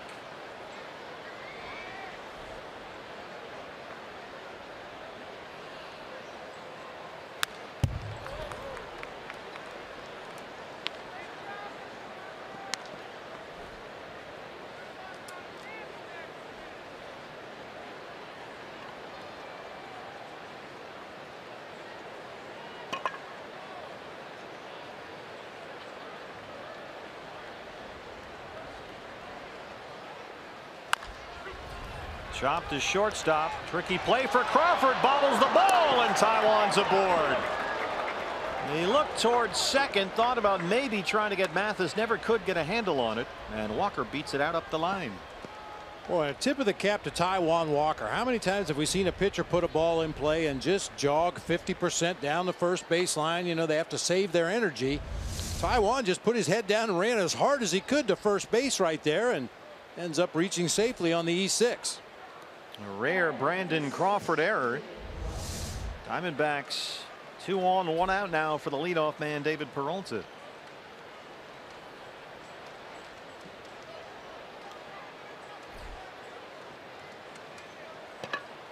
Second time Taiwan Walker has been aboard tonight. Peralta has doubled, singled, scored a run. He's 2 for 3. And he dunks that one into left center. Mathis being waved home. Walker stops at second. The RBI for David Peralta. And it's 4-0 D-backs.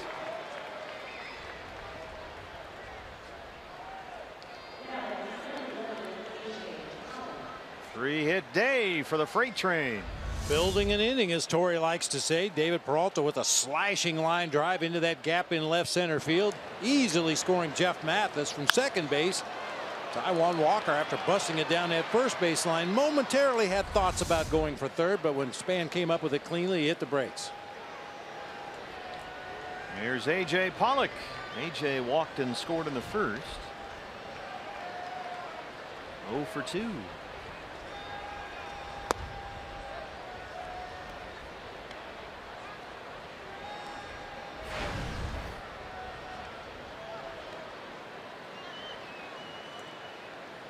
Three straight Diamondbacks have reached against Kyle Crick.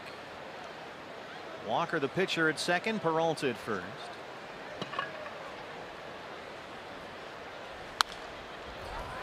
On a play, and it's 1-1. This started with Jeff Mathis's 1-out single. He just came around to score the RBI for Peralta. Mathis now with an 11-game hitting streak and a career-long 17-game on-base streak. So Jeff has had, for the most part, a really good second half of the season offensively.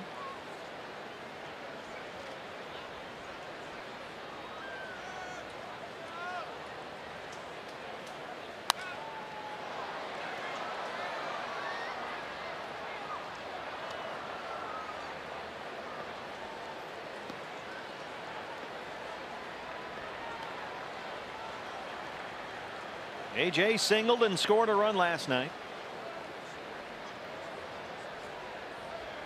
He's walked and scored tonight.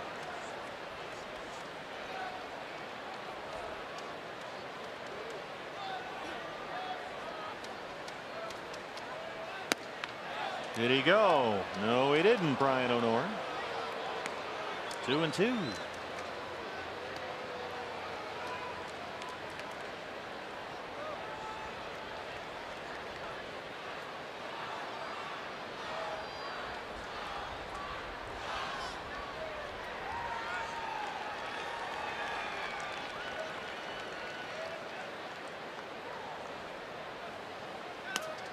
That one gets behind Hundley and everybody moves up.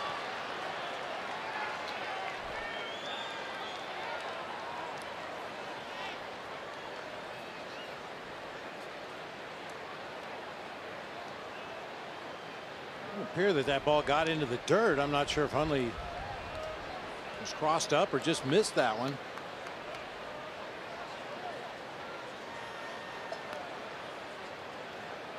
Full count on Pollock. Walker now at third, Peralta at second.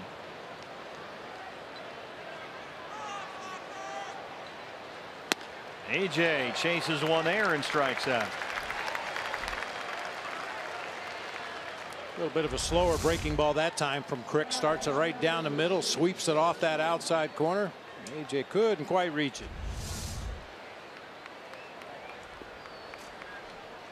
He scored that a pass ball on Nick Hundley, by the way. Puts Walker at third, Peralta at second base. Here's Jake Lamb, who walked his last time up.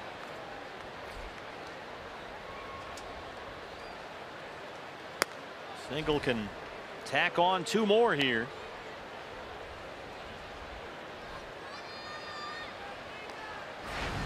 D-backs with 2 in the first, 1 in the fifth, now 1 already in here in the sixth.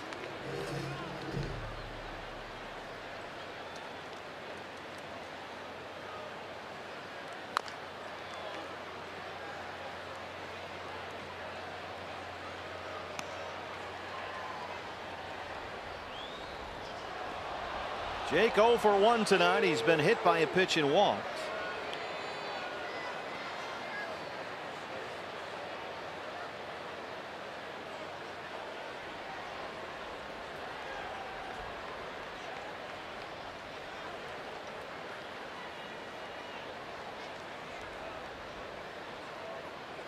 First pitch of the inning from Kyle Crick.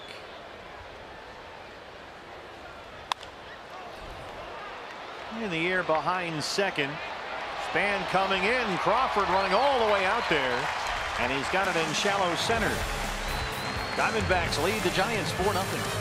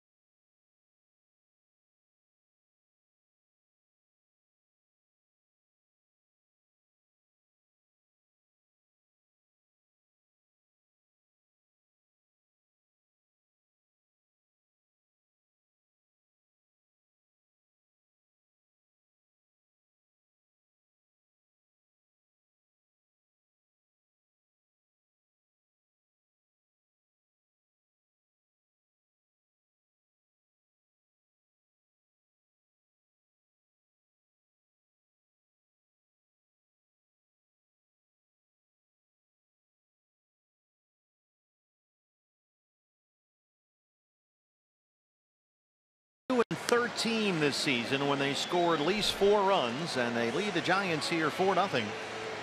Fans, don't forget, secure your seats right now for some big games coming up. You don't want to miss some of these August games at Chase Field. D-backs and Dodgers for 2 series this month, August 8th through the 10th and the 29th through the 31st. The Cubs will be in town for a weekend series coming up next weekend. And the Astros August 14th and 15th. So these are some big series against some good teams, all postseason teams it looks like. And you can get your tickets right now at dbacks.com. 4-0 Diamondbacks as we start the home half of the 6th inning. Taijuan Walker has been very impressive once again. He's given up only 3 hits. He's not walked a batter. He's got 5 strikeouts. And Denard Span, the leadoff man, leads off the 6th. Span 0 for 2.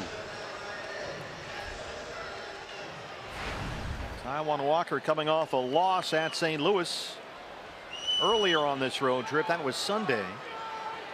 He only gave up 3 runs, 4 hits, and 5 2/3, but took the loss. Struck out 10 in that ball game.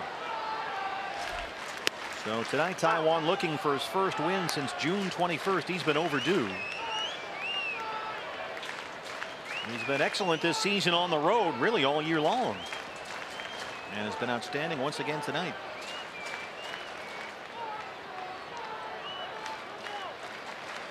Late time granted there by Quinn Walker. Way too late. He had already gone into his leg kick. That's happening more and more. Yeah, and MLB made a concerted effort not to do that. It really puts the pitcher in a very vulnerable situation when you try to call timeout in the middle of a delivery. Yeah, we've seen it happen a lot this year. Here's Taiwan on the road. 9 starts, a 2.94 ERA.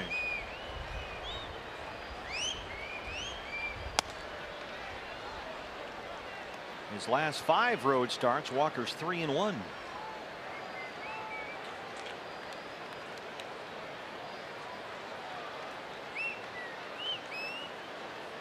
That seems like the kind of thing that can be corrected, or at least attempted to be corrected, by a memo. One of these famous memos that we're told get sent out to the umpires.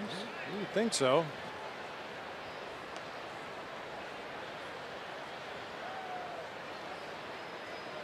I know they want to be as considerate as they can to the hitter, but it becomes a health issue. Span sends this one out to Martinez, and JD makes a nice running grab.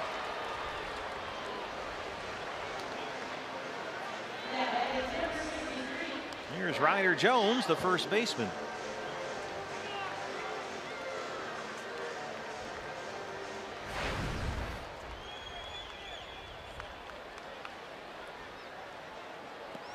Taiwan now at 93 pitches.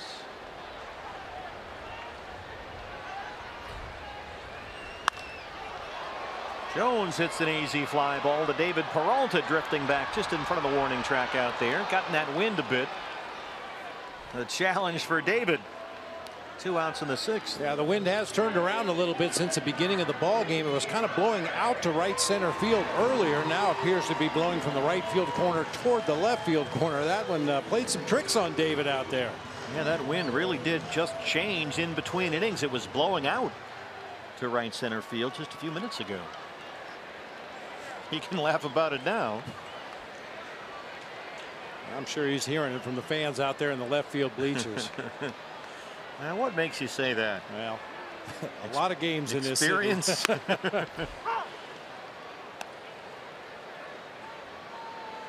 Crawford has struck out, grounded out, 0 for 2. Bases empty, 2 down. Walker at 95 pitches.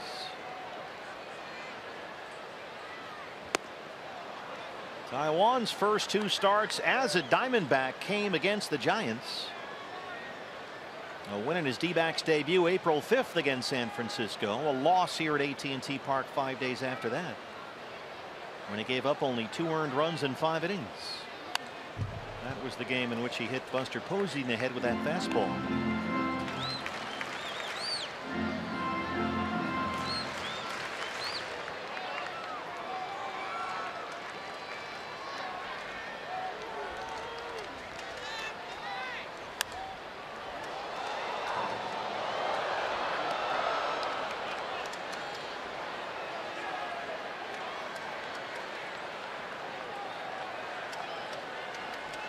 Crawford hitless in the series, 0 for 5 so far. He's down 0-2.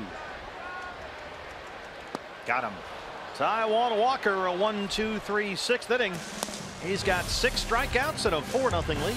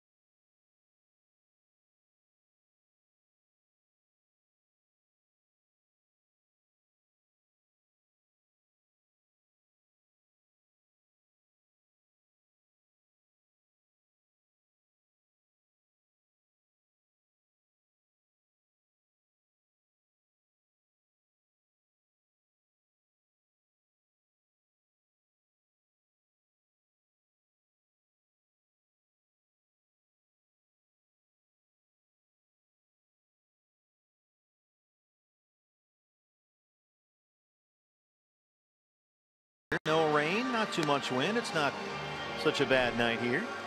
As we start the 7th inning, we remind you fans that Fox Sports Supports is proud to team up with Girls on the Run and their dedication to empowering young girls and instilling confidence through running. You can learn more about how you can get involved this fall at foxsportsupports.com. Kyle Crick out there for his 2nd inning of work as Goldie leads off the 7th. Taijuan Walker holding a 4-0 lead. Taijuan 6 scoreless innings so far. He's given up only 3 hits with 6 strikeouts. Goldie is 0 for 2 with an RBI sac fly. Taijuan is overdue some victories because he's pitched so well this year. Taijuan Walker this year, when the Diamondbacks score at least 3 runs, is 4-0 with 3 no decisions.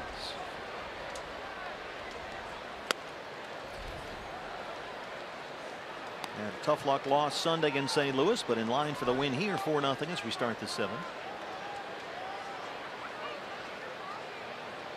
Goldie 6 hits in his last 10 at bats, including a triple and 3 homers. There's the 2-0 strike.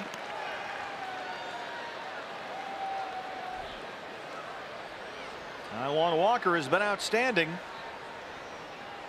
including that 3rd inning when he had 2nd and 3rd no outs and kept it scoreless. Walker so far 99 pitches, 66 strikes.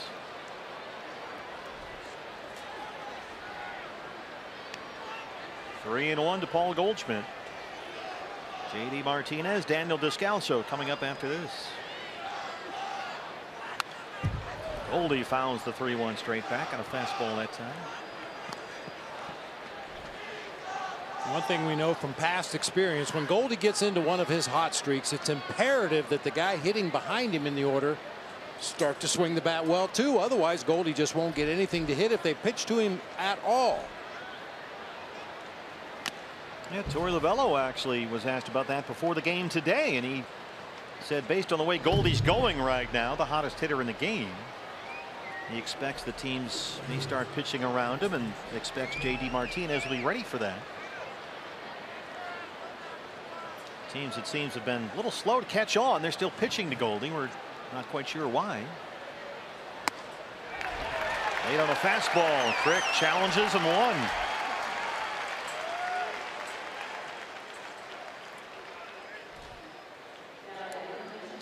JD Martinez.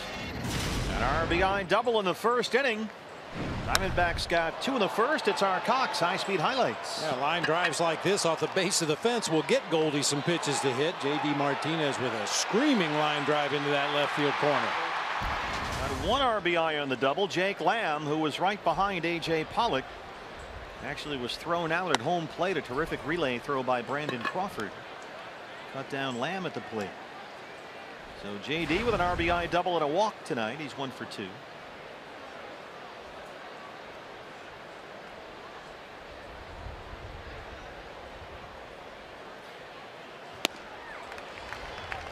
Martinez now with 8 RBIs in 9 games on the road trip, counting tonight.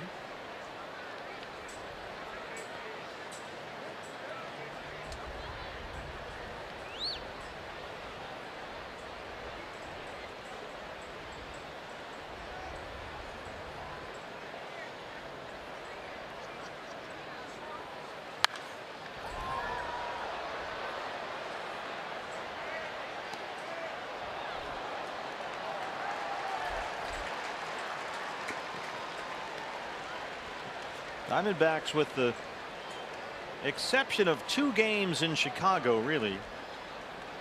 Starts by Corbin and Greinke have received outstanding pitching this whole road trip from their starters.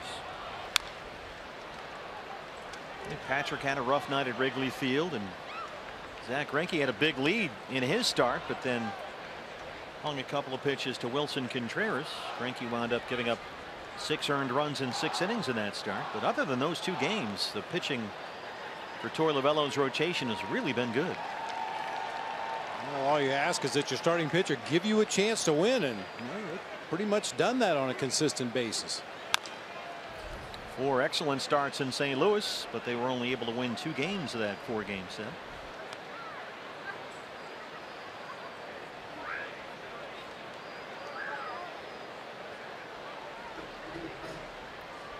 The Cardinals in that series did very little offensively. Only scored 5 runs in 4 games, St. Louis. 1-2 on J.D. Martinez.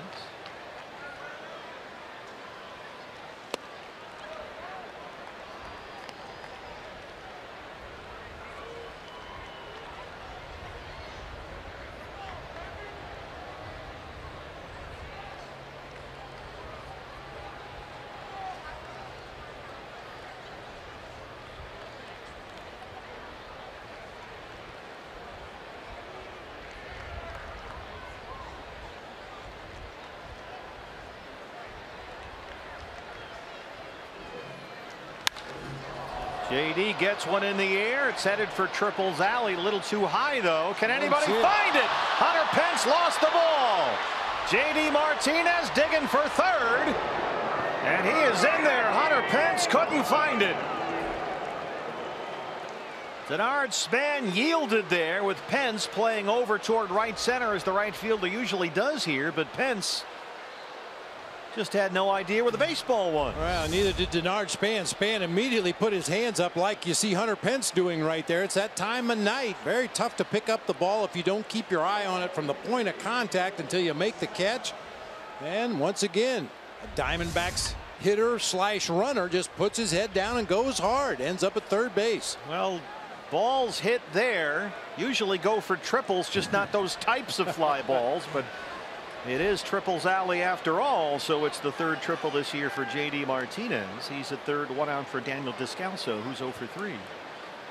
Infield creeps in for the Giants. And J.D. Martinez hustle getting to third base right there enhanced Daniel Descalso's chance to get a base hit in this at bat. Now the Giants have to play their infield in. If he was still at second base, they'd be playing very, very deep. Tougher to drive that ball through the infield. Jammed him. Panic at second.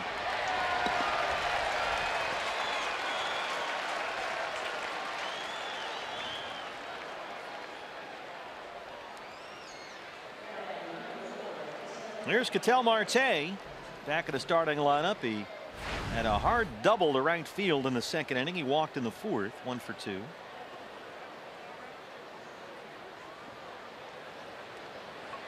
Ketel in his last 11 games.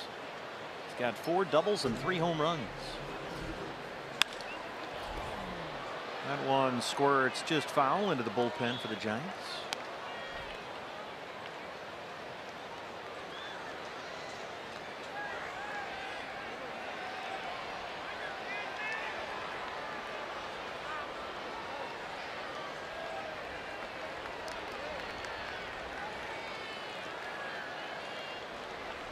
Diamondbacks have stranded some base runners tonight. They've had some chances. The score could be a lot more than it is.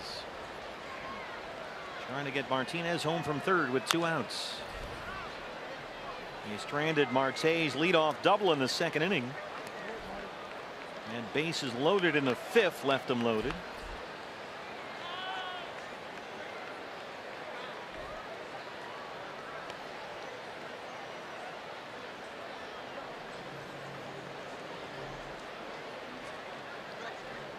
Stranded 2 runners in the 6th as well. 0-2 on Ketel Marte.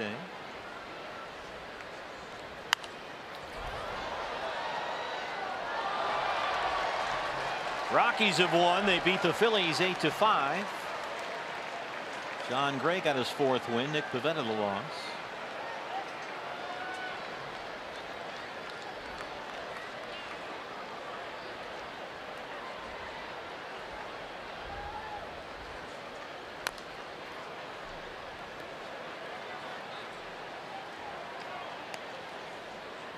Brewers beat Tampa Bay at the Trop in St. Pete 3-0. Dodgers, who were down 3-0 at Citi Field in New York, came back to beat the Mets 7-4. LA hit 5 homers in that game. Zach Davies, 7 innings of 1-hit shutout baseball for the Brewers today. Their pitching is held up. It's a fly ball out to Jared Parker in left field.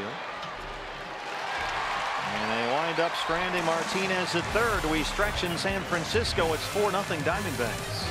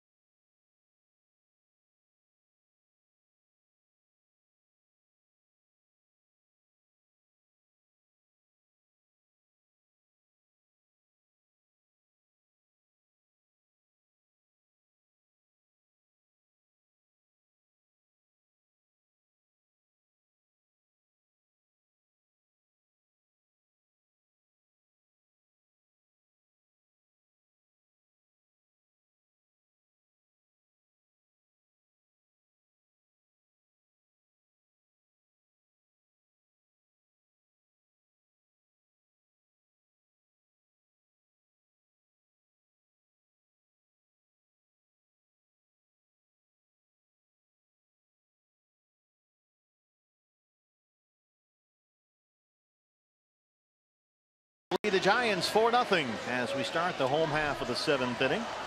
We'll remind you next Friday, August 11th, it's 90s night at Chase Field. During the D-backs and Cubs 6:40 start, don't miss a free 90s postgame concert featuring Sugar Ray's Mark McGrath. That's presented by Crystal Pepsi. Visit dbacks.com/concert for all the info. Taijuan Walker back out there to start the 7th inning against Pablo Sandoval, making his Giant return. Taijuan right now with 100 pitches, 66 for strikes. And the Panda shoots one toward the gap in left center, and it gets to the wall. Sandoval on the run, and he pulls into second with his 3rd double. That's just the 4th hit for the Giants against Taijuan Walker.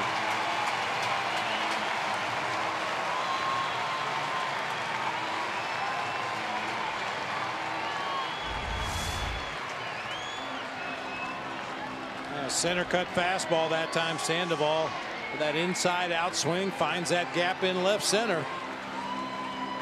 Well, Taijuan Walker's spot is due up second in the 8th inning. This is almost certainly going to be it for him.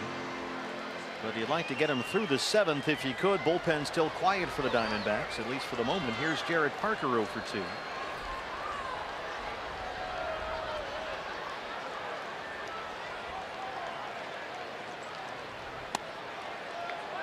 Fastball misses up, and it's 1-0. Parker has struck out, popped up. 222 on the year.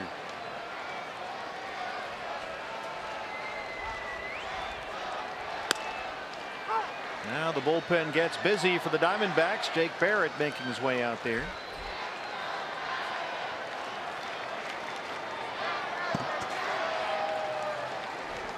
Bullpen might be down a man or two tonight. Rodney has worked 3 days in a row. Jorge De La Rosa's worked a lot lately, so has David Hernandez, so we'll see. But right now it's Barrett who starts to get cranked up.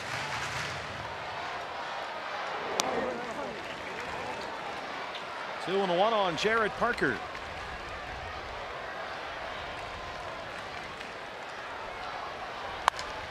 This is slammed toward the right field corner and off the wall. Sandoval coming home with the first Giant run, and it's 4-1.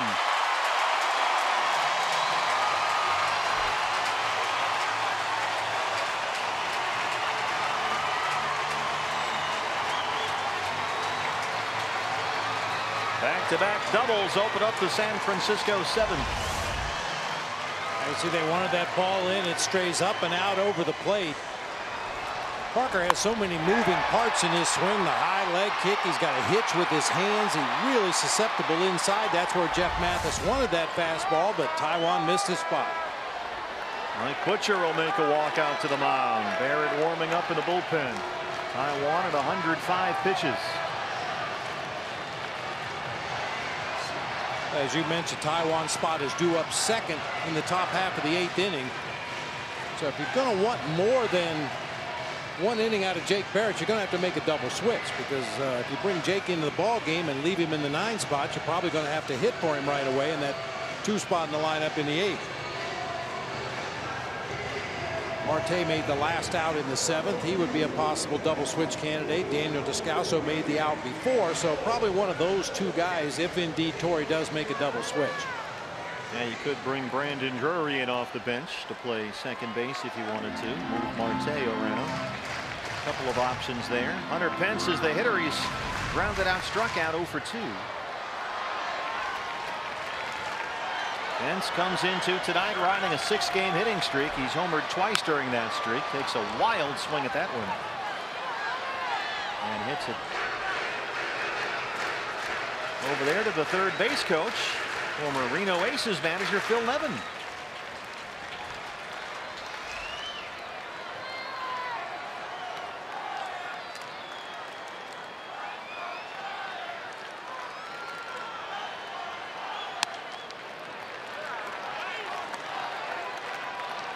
Missed up with a slider, and it's 1-1.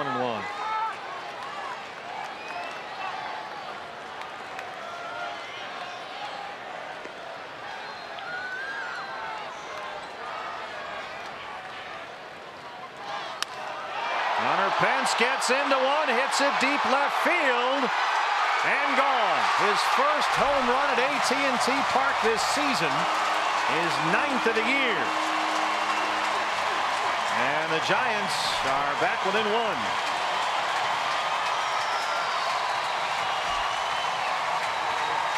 He had not homered in his home ballpark all year long.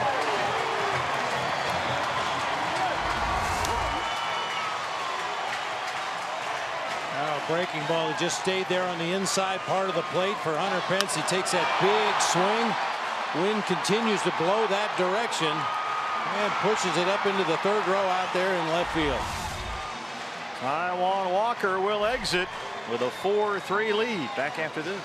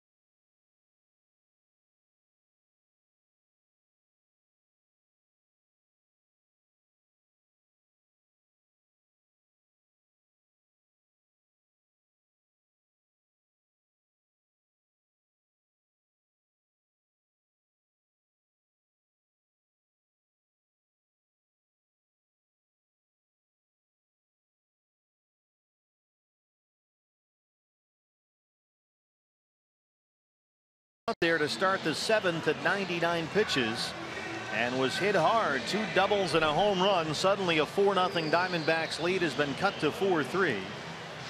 No outs in the 7th, and the new pitcher answering the Ashline call to the bullpen. It's the right-hander Jake Barrett.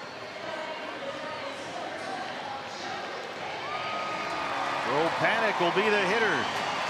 Sandoval doubled, Parker doubled, Pence homered.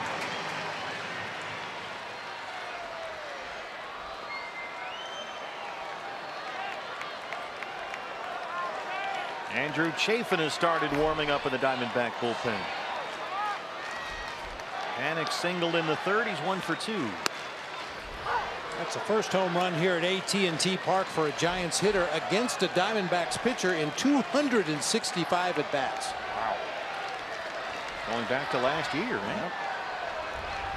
Hunter Pence, his 9th of the season and his first here in his home park. Pence came into the game with only 20 extra base hits all year. His slugging percentage was barely .360. Down more than 100 points from his career mark. But he came up with a big one right there. Now it's 1-1 on Panik.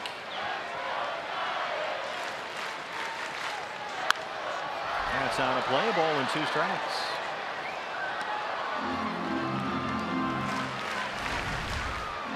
So Taiwan goes 6+, gives up 3 runs on 6 hits. He struck out 6, did not walk a batter. Chafin continuing to get loose. Corey Guerin warming up in the Giant bullpen, the right-hander.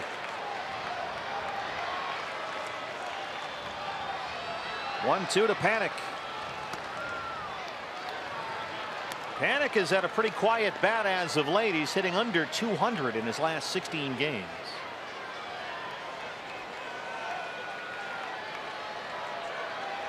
He's had a really slow offensive season.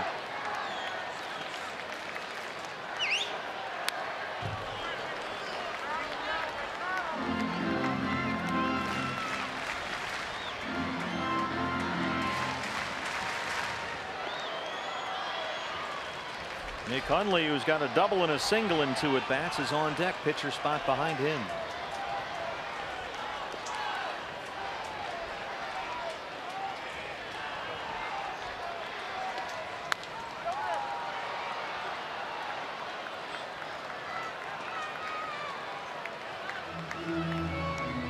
D-backs trying to stay a half game ahead of Colorado for that first National League wild card spot.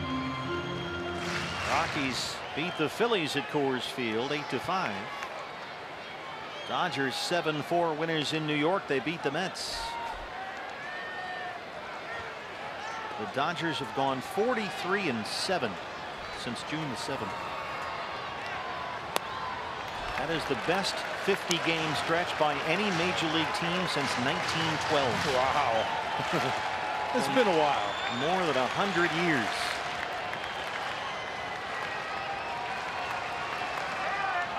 Full count on Joe Panik, 3-2. 8th pitch of the at-bat on the way. They walked him. Tying runs aboard for the Giants. Still nobody out.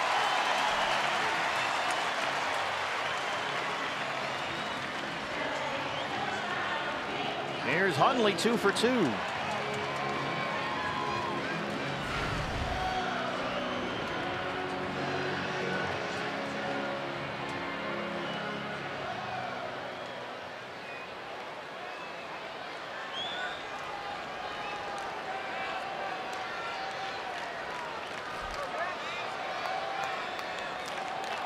Pitcher spot up behind Hundley. Miguel Gomez is in the on-deck circle.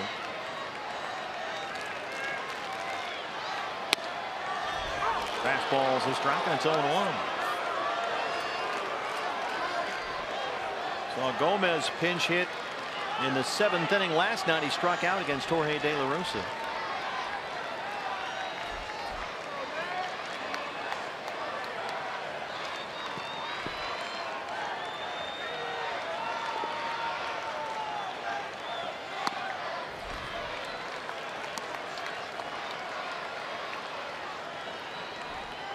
Ten pitches for Jake, only half for strikes.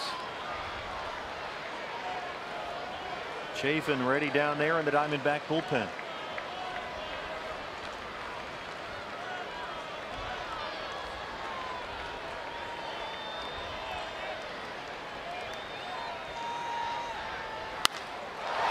Fly ball toward the right field corner. Martinez gets over there. And he's got it just shy of the wall. That's the first out in the Giants' 7th.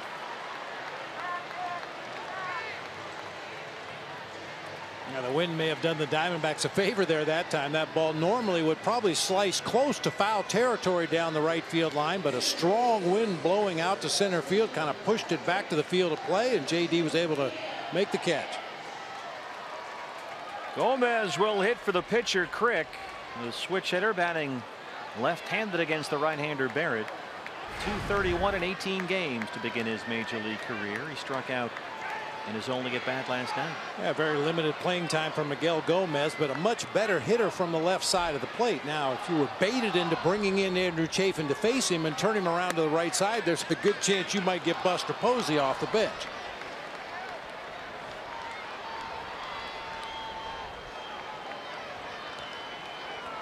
They've got a bunch of lefties coming up for the Giants after this. Span and Jones and Crawford. Chafin still getting loose down there. That fastball missed someplace. It's 2-0.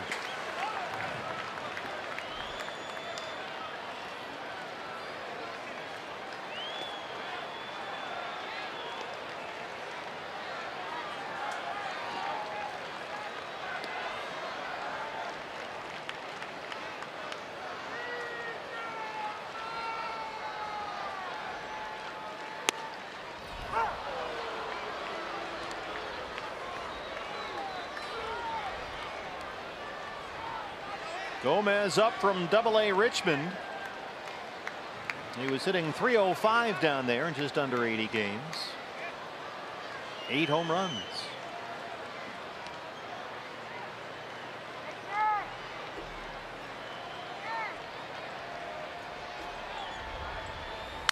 Two-one is swung on. It'll pop up to second, and Descalso's there for the second out.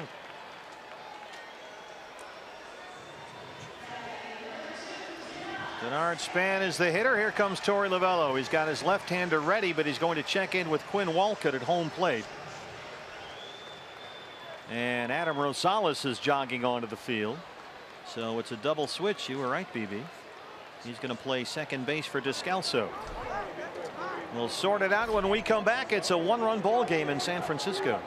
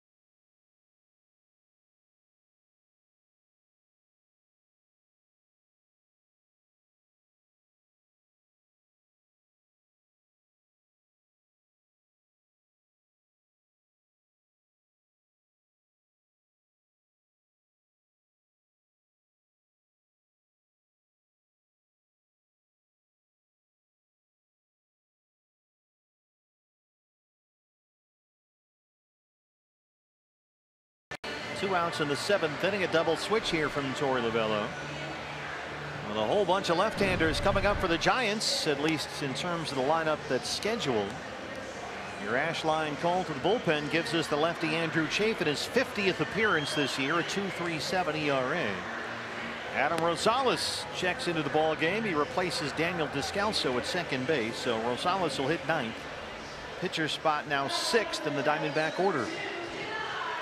And Denard Span is the hitter. Ryder Jones A left-hand batter is due up next. It's a big out to get right here. You don't even want to give Bruce Bochy the opportunity to drop Buster Posey in there as a pinch hitter for Ryder Jones. Let's get Denard Span right here. Span hitting just .213 this year versus left-hand pitching.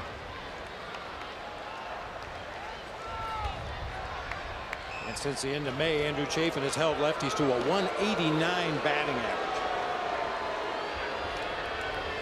You never know when a game starts where the key at bats are going to fall, but this is a key at bat in the ball game for Andrew Chafin and the Diamondbacks. As we mentioned, if you get Denard Span right here, you're not going to see Buster Posey in this inning with runners in scoring position.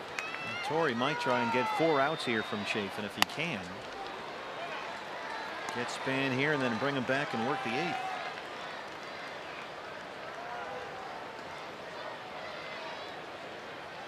Span 0 for 3. Joe Panic, the runner at first, 2 outs. 3 runs in for the Giants. This is sure enough right to the new guy, Rosales, and Chafin comes in and gets the job done. But the Giants get 3. It's a 4-3 Diamondback lead.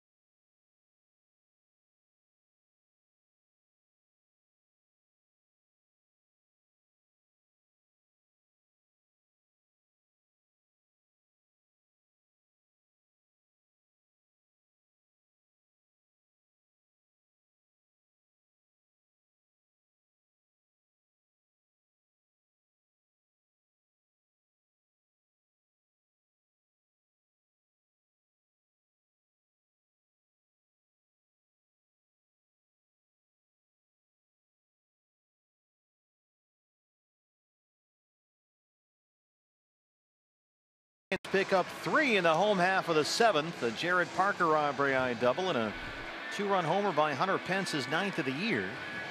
So it's a 1-run ball game as we start the 8th inning, and on from the Giant bullpen, the right-hander Corey Guerin. He's already thrown 50 innings this year. That's a career high, and he's done a pretty good job, a 2.16 ERA. Corey Guerin is the guy that the Diamondbacks really took advantage of last year and earlier this season. He's got a lot of going on in his set position out of the stretch. He's leaning back and forth and starts his move to home plate before he lifts his leg. Dave McKay spotted numerous triggers for the base runners. He is a deliberate worker. Mathis will lead off the Arizona 8th inning. Jeff Singleton scored his last time up, extending his hitting streak to 11 games. He's now hit safely in 17 of his last 19.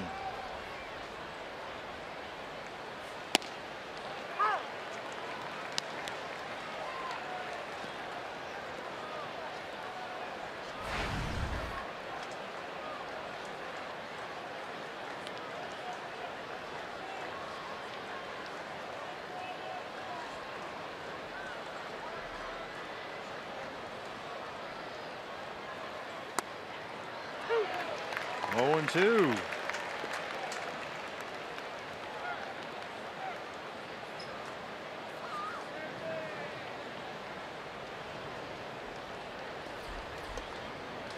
Adam Rosales is on deck. David Peralta after that.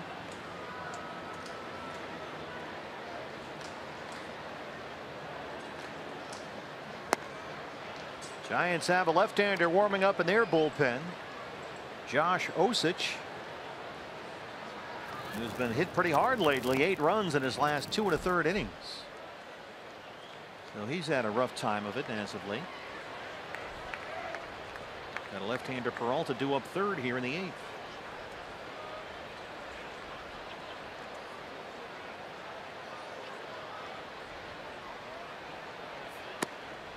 Two and two on the Diamondback catcher.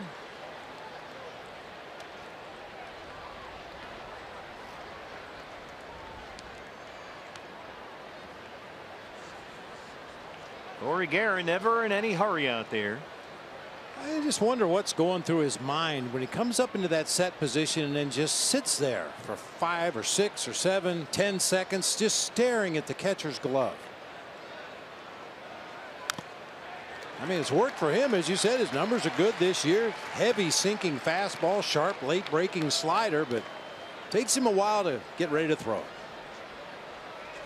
Oh yeah, he goes through the whole thing here, especially when you get a new baseball. Got to rub that up. All right, fix the sleeves, crick the neck. Now watch how long this takes here. First you got to get the sign, and now the mental process begins. That was lightning quick for him. Behind second, Panic drifting way out there. He's got it for the first out.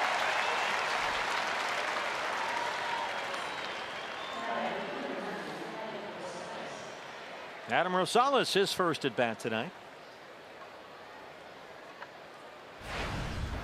237 and 4 homers. He singled and struck out twice in a start at shortstop last night.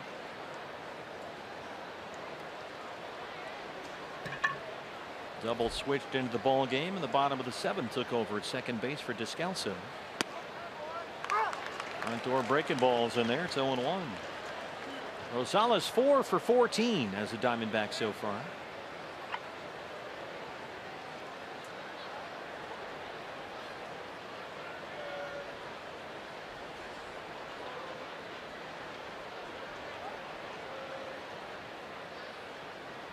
Long set by Guerin. That's in there for a strike. 0-2. Guerin takes so long that Rosales could just stand there like he does until he's started his motion. As you pointed out, Adam just waits with his foot in the bucket there until the pitcher has got his sign.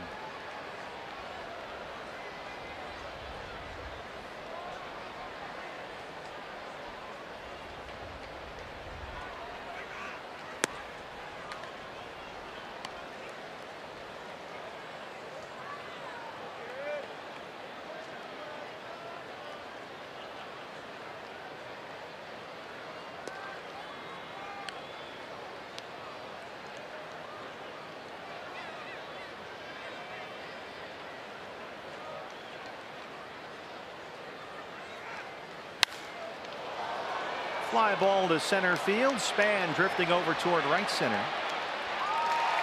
2 outs.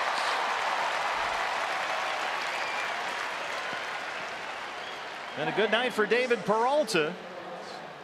He should by all rights have 4 hits. It started off with this double to lead off the ball game just over the head of Pablo Sandoval. Then he hit a rocket ball into the gap there in the 5th inning. RBI single in the 6th. He also hit a fly ball into the corner on which Jared Parker made a terrific sliding catch to take a base hit away. And here he is. They have the left-hander Osich ready in the Giant bullpen, but Peralta is retired by Guerin, who works a 1-2-3 8th inning. Bottom 8 all the way. 4-3 D-backs.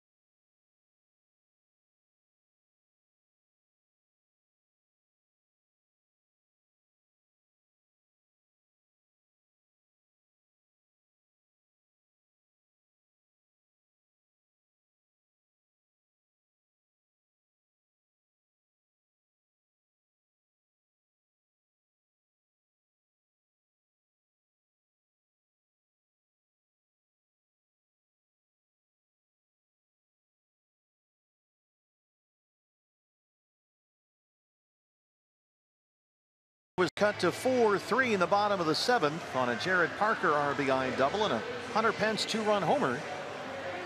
And that's where we stand. 4-3 ball game as we hit the home half of the 8th inning.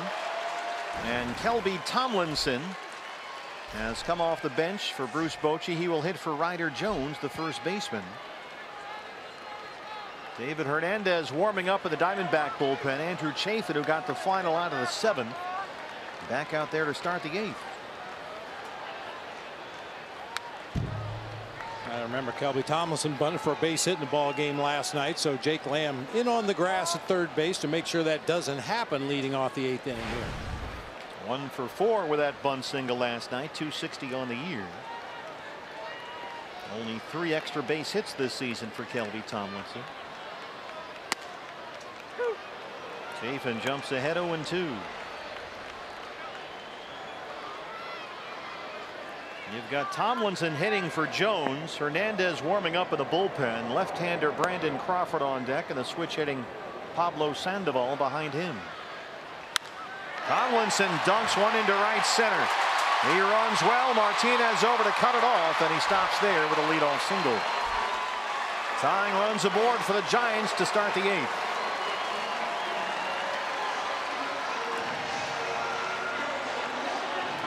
And Crawford is the hitter. He leads the Giants in RBIs. He's 0 for 3 tonight.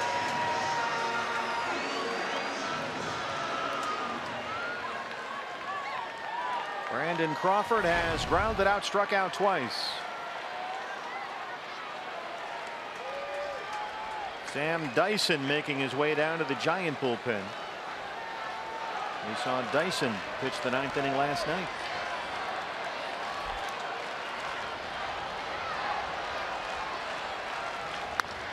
Crawford, base hit. Tomlinson digging for third. And he's going to make it as Pollock overruns the ball. Martinez was there to back up A.J., who overran it. Tomlinson hit it third easily. So now the tie runs at third base. The go-ahead runs at first. I think Bochy's trying to call Pablo Sandoval back to the bench. You see Brandon Crawford catches a slider right off the end of the bat, just got out into shallow center and died. I think A.J. took his eye off the ball. No, he didn't. He just missed it. I thought he was peeking to see if Tomlinson was going to try to go to third base. Well, here comes Buster Posey.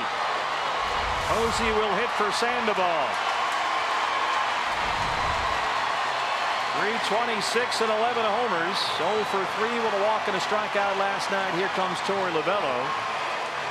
As you mentioned, Bob, Torey has anticipated this. He's had David Hernandez warming up in the bullpen in case we saw Posey come off the bench. And that'll be the matchup right here. A lot going on in San Francisco. Back after this.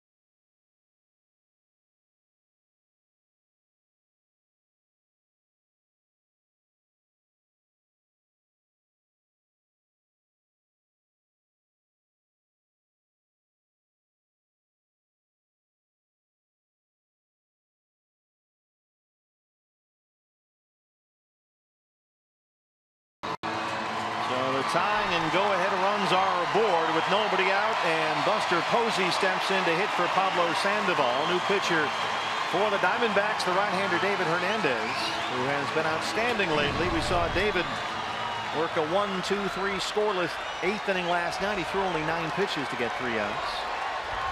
He threw 6 pitches in that marathon game Thursday in Chicago. First and third, no outs in a 4-3 ball game.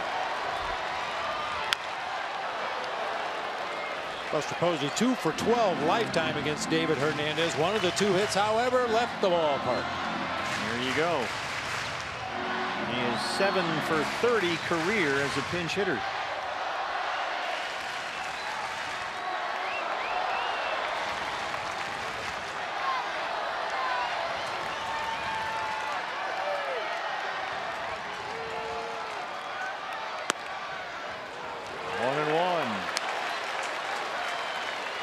Posey, even with his 0 for last night, is hitting better than .360 in his last dozen games. Comes into tonight at .326, 4th in the National League. That's a strike, 1-2.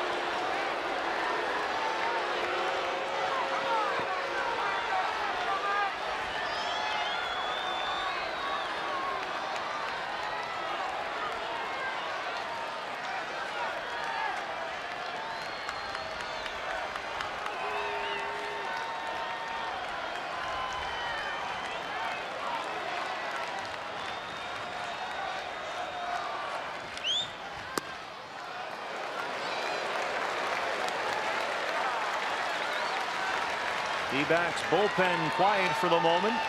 Dyson warming up in the Giant pen. Jared Parker, the on-deck hitter, 2-2 to Buster Posey.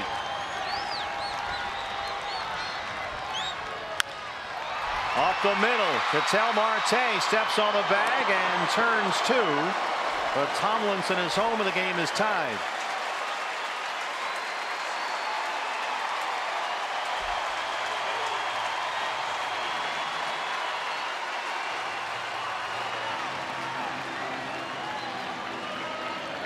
That's what run producers do. They find a way to get guys on the plate, even grounding into a double play to tie up the ball game.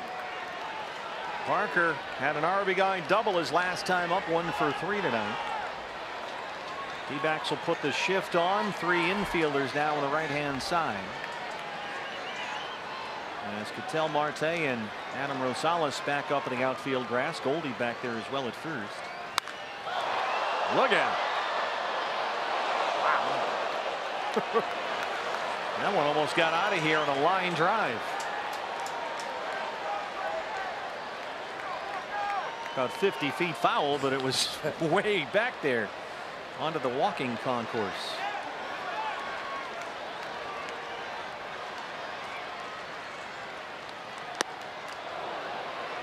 Yes, he went. Scott Berry down there, and it's 0-2.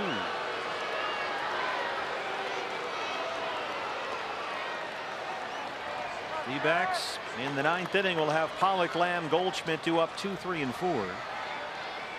Dyson is warming up in the Giant bullpen.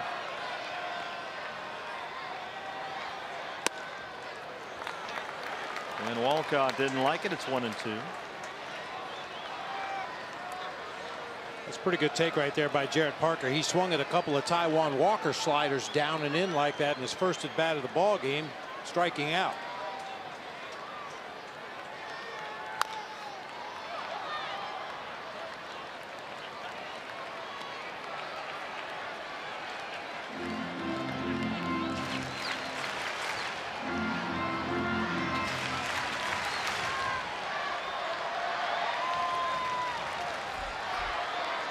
And Dyson pitched the 9th inning here last night.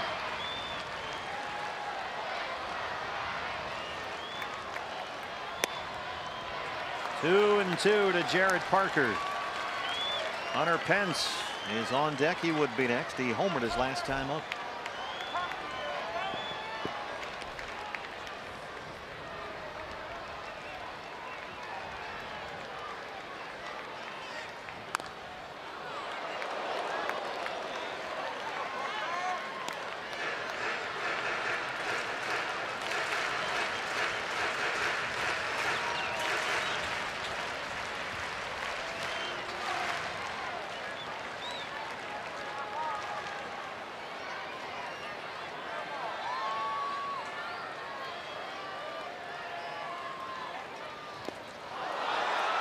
count. Swing and a miss. Mathis can't find it, and Parker is going to reach.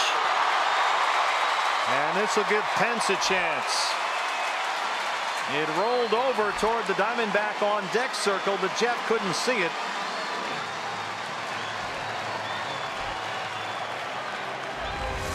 That'll be a wild pitch on David Hernandez. Breaking ball ends up in the dirt. Just hit off the heel of Jeff Mathis' glove. Pops straight up in the air. He couldn't find it initially. By the time he does, Parker reaches.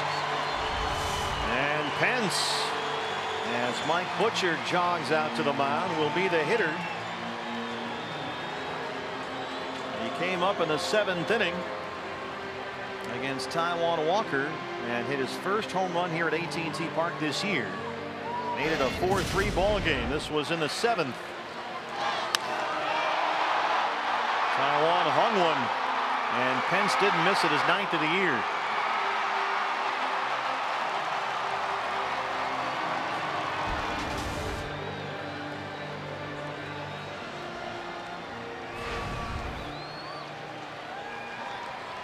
Because of his approach, it's imperative that you keep off-speed pitches on that outside corner or farther away. He steps in the bucket, takes that big hack. He can't reach off-speed pitches off the outside corner, but if you make mistakes on the inner third, he can do what he did earlier. Jumps on a first pitch fastball, and it's 0-1.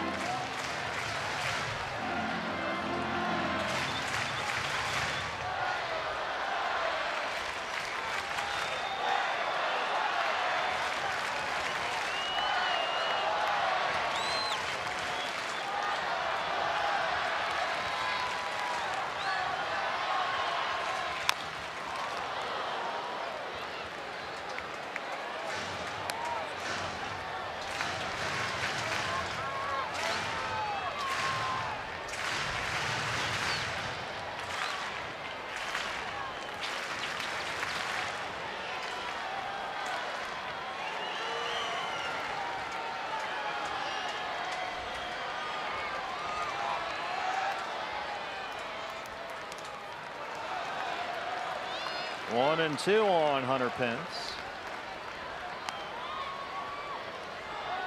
Nice block that time by Jeff Mathis. Went to the curveball, and that's exactly where he wanted it, in the dirt.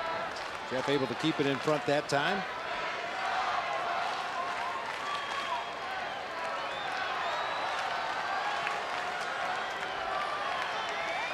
And back with another curveball. Another foul ball. Well, once again, just caught a little bit too much plate right there. If you scoot that ball over another 6 inches toward the outside corner, you're likely to get a swing and a miss or soft contact off the end of Pence's bat. Hernandez working for the 3rd day in a row. 6 pitches Thursday in Chicago. 9 pitches here last night. 1-2 on Hunter Pence. Parker takes off. The throw from Mathis is in time. They got him. Jeff Mathis throws out Jared Parker to win the 8th. And let's see if they want to take a look at this one. Diamondbacks are walking off the field. Bruce Bochy says no. We'll keep going. But the Giants tie it up at 4, due up in the 9th. A.J. Pollock, Jake Lamb, and then Paul Goldschmidt.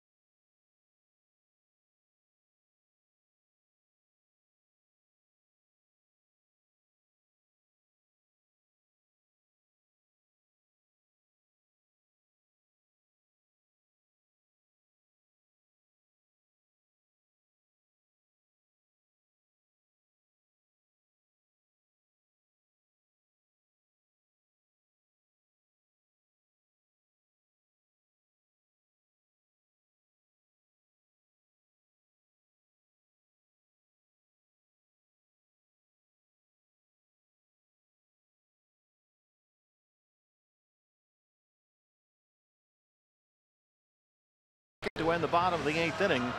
And what is now a 4-4 ball game, and on to start the 9th for the Giants, just like he did last night. It's the right-hander Sam Dyson.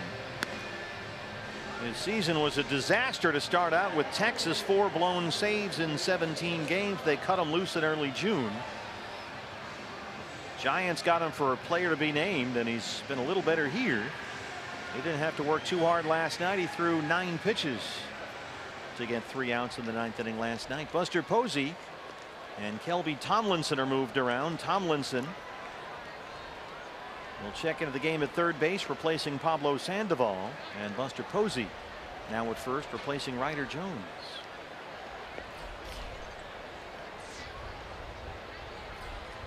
A.J. Pollock walked and scored in the first. Reached on an error in the 5th. He's 0 for 3.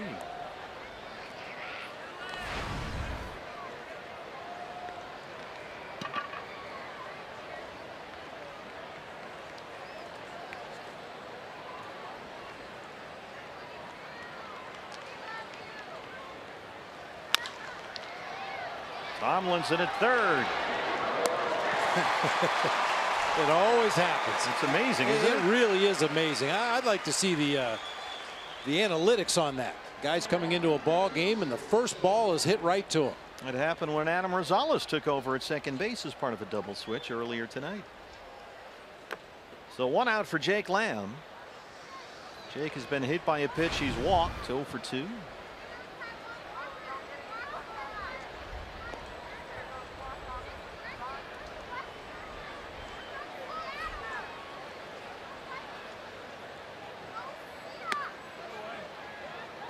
Didn't go, says Scott Barry at third. It's 1-0.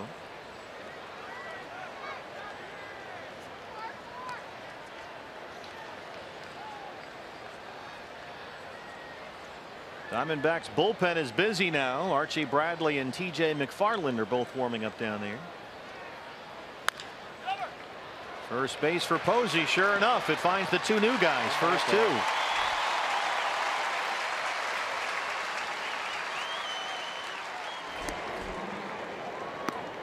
Fernando Rodney has saved 3 consecutive ball games, so he may be down tonight. So it might be a case of McFarland if it stays tied and Bradley if they get the lead. I think you're absolutely right. Come on, Goldie. Goldie drove in a run with a sac fly in the first. 0 for 3. Can he do it again?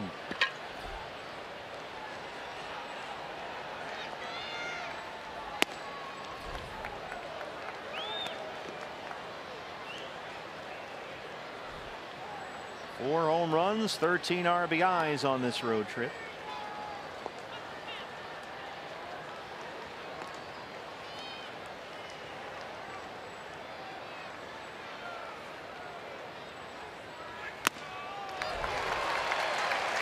Fastball by him, and it's 1-1.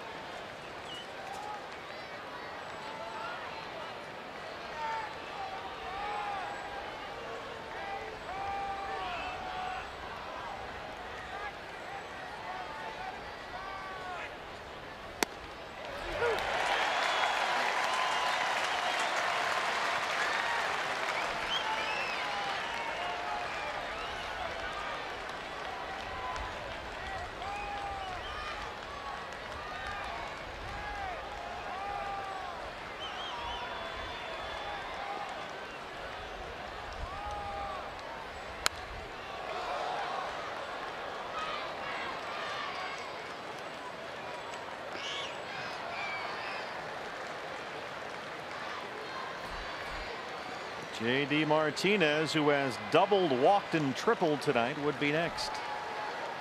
Giants outfield playing in that no doubles defense. That's about as deep as you'll see the outfielders play in this park.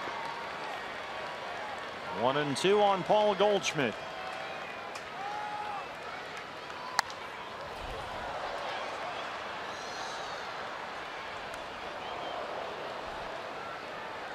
Goldie 54 career games here at AT&T Park. All of them starts.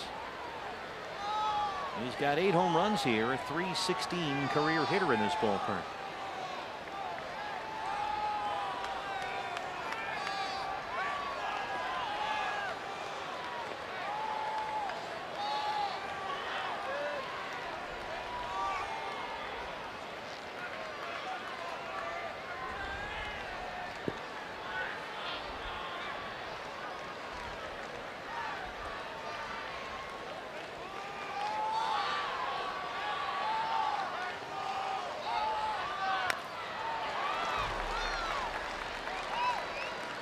Sometimes, you know, he's a big all-American power hitting first base type, but sometimes he can be like that little pesky slap hitter. Little leadoff hitter, choked up on the bat, just fouling off borderline pitches and giving you an opportunity to make a mistake, and you can blast it out of here. Still 1-2. Ooh. Left a breaking ball on the inside part of the plate that time. Got away with one.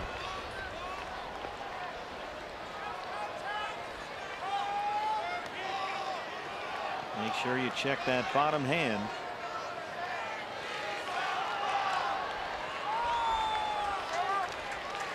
Take a look at it right there just to make sure he's right where he wants to be.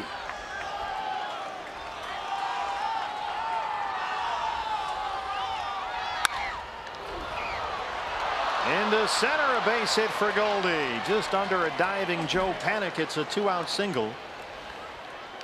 And let's see if J.D. Martinez can be the hero.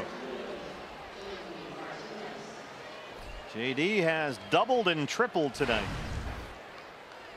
His triple, a high fly ball to right center field that both Denard Span and Hunter Pence never saw. They lost the ball in the clouds and it dropped in between them.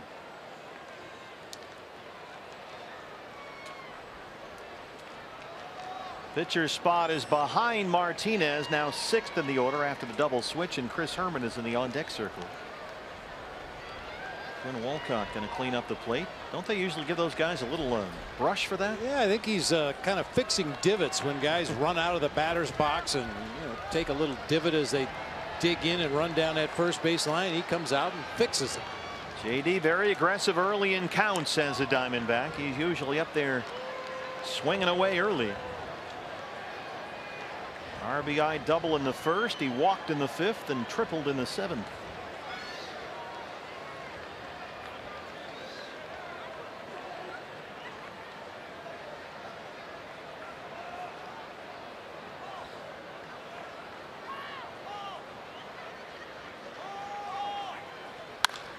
Jumps on the first pitch and knocks it into right field. 2 on and 2 out for Chris Herman.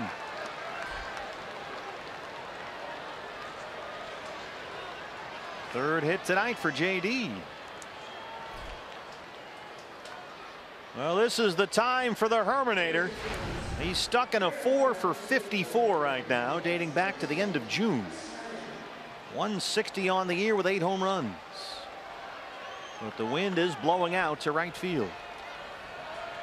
Herman as a pinch hitter this year, 2 for 26. 2 on and 2 out, 4-4 in the 9th.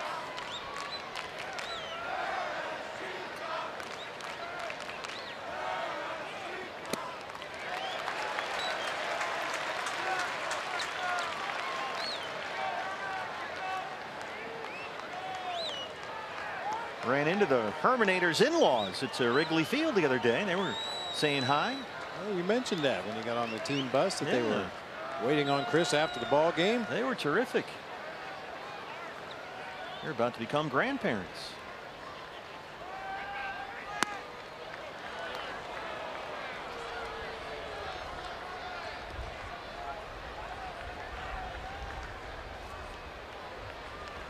Well, Chris in his brief Diamondback career has had his share of dramatic moments. This would certainly be one of them. Goldie at second, J.D. Martinez at first, 2 outs.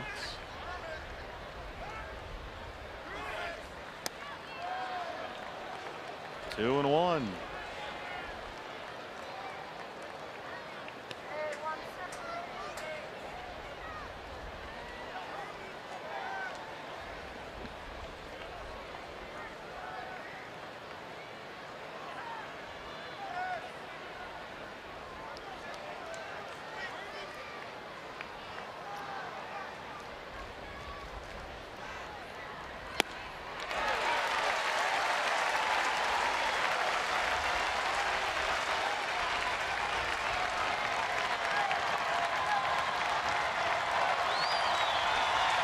Diamondbacks have left 9 tonight. 2 on, 2 out, 2 balls and 2 strikes in the 9th.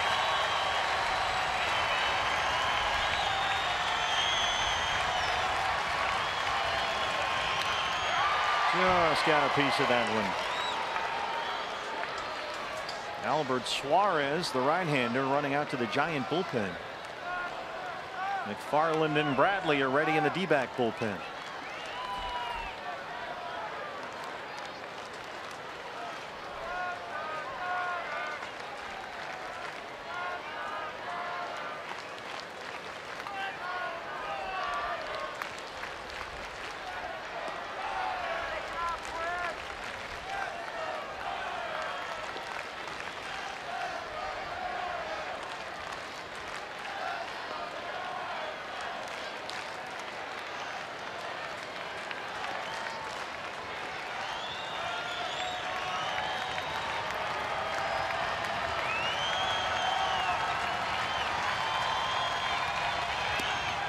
It's full.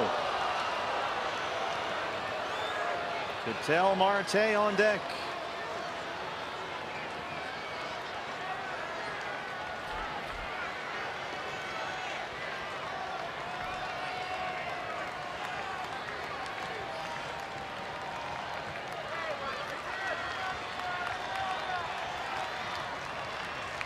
Runners on the move. Ball four. The bases are loaded for Marte.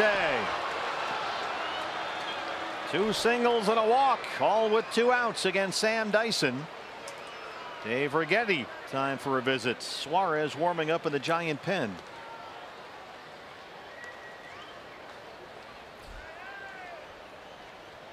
Dyson at 20 pitches in the inning, 13 for strikes. That turned into a good at bat for Chris Herman. Swung at a couple of borderline pitches early in the at bat, but ended up taking ball four to load him up for Marte. There's the Herminator with Dave McKay. Ketel Marte actually has more career at bats against Sam Dyson than any other Diamondback. He's seen him 5 times, 1 for 5 with a double. Diamondbacks about hit the Giants 10-8. They've stranded 9 base runners tonight. Giants have left 4. 4-4 in the 9th. Bases full, 2 down for Ketel Marte, the shortstop. He has doubled, walked, grounded out, and flied out. 1 for 3. Ooh.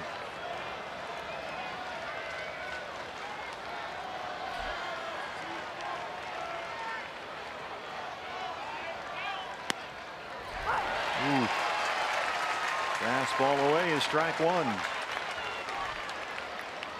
That's not a pitch you want to swing at anyway. Tailing fastball off that outside corner.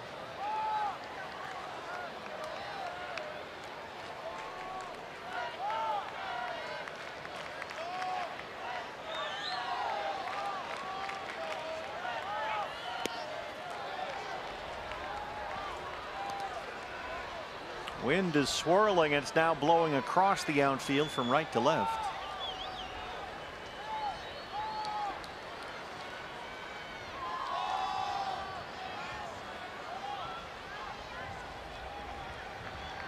Ketel Marte, his first game back with the Diamondbacks following the death of his mother at home in the Dominican Republic.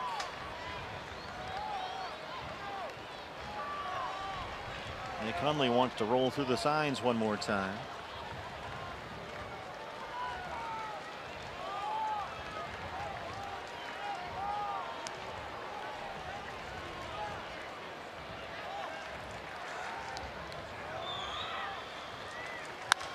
Marte rolls it to second. Panic is there. And the Diamondbacks leave the bases loaded in the 9th.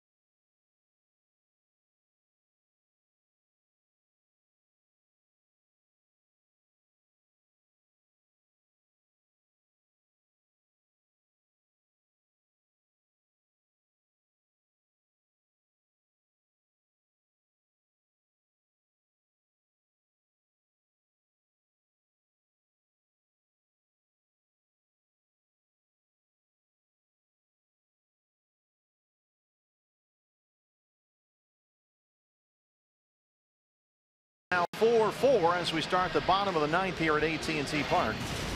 Big play in the 8th inning. Jeff Mathis throws out Jared Parker trying to steal. That's our Chaz Roberts. Air conditioning and plumbing cool play the game. Yeah, Parker represented the potential go-ahead run in the game. Slid right into the foot of Adam Rosales out there at second base. Adam was able to put the tag on him before he could get a hand on the base. Well, this is Torey Lovullo's only option for some length right now in the bullpen. It's the left-hander TJ McFarland. Now TJ hasn't pitched since Tuesday's series opener against the Cubs at Wrigley Field, but he went 2 1/3 in that appearance and threw 54 pitches. And he's on to face Hunter Pence to lead off the bottom of the ninth. Pence was up at the plate when Parker was thrown out trying to steal. Pence a 2-run homer in the 7th, his 9th of the year.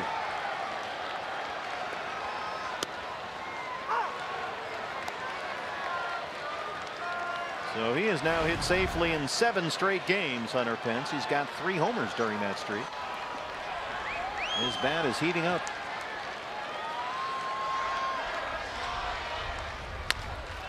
TJ's got it.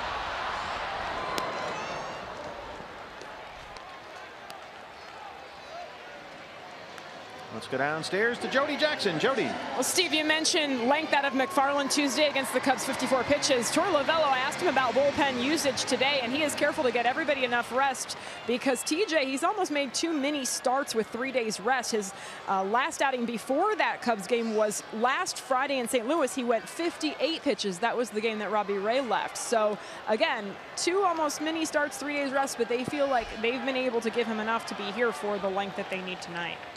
Joe Panik. Panik is singled and walked. Yeah, the loss of Randall Delgado to that elbow injury really underscored here when you think about the job Randall has done at times, giving the Diamondbacks 2 and 3 innings per appearance out of the bullpen from time to time. Now it's TJ McFarland in that role, and he's done a very good job. Panik chops one to Goldie at first.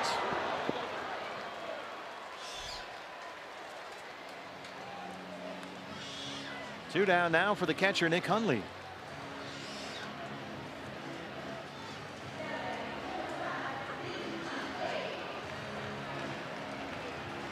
Hundley's had a good night. He's doubled and singled, 2 for 3. Big strong dude. He's got some pop, but it's mostly pull power. Tie game or 1-run game late, just stay away from his power. If he's going to hit the ball, make him hit it to the big part of the field out there in Triples Alley. Hundley just homered Tuesday in Oakland, hitting over .330 in his last 16 games. Right out there.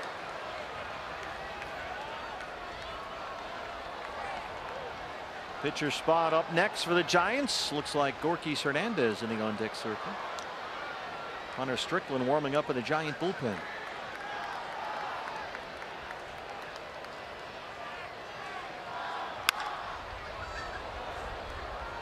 Nice quick feet down there by Phil Nevin, former Reno Aces skipper. Third base coach for the Giants. There's Hernandez on deck.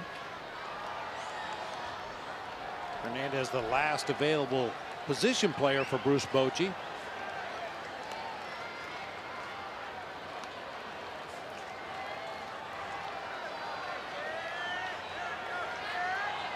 His team has come back from down 4-0. 0-2 on Hundley. Oh. Quinn Walcott didn't like it.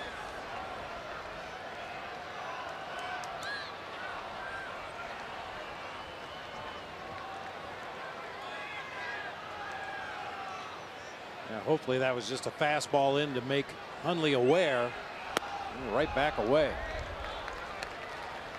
Spits on that one, and he's even 2-2. I mean, you can make a mistake away on Nick Hundley, and he might get a base hit or a double to the opposite field. But if you make a mistake on the inside part of the plate, that's one he could possibly get in the air to left field, and you do not want that right now.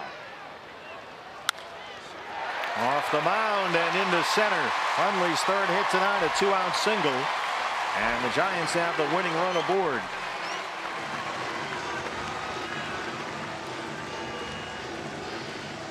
And so Bruce Bochy will go to his last position player on the bench. It's Corquis Hernandez. 0 for 3 last night, 258 on the year.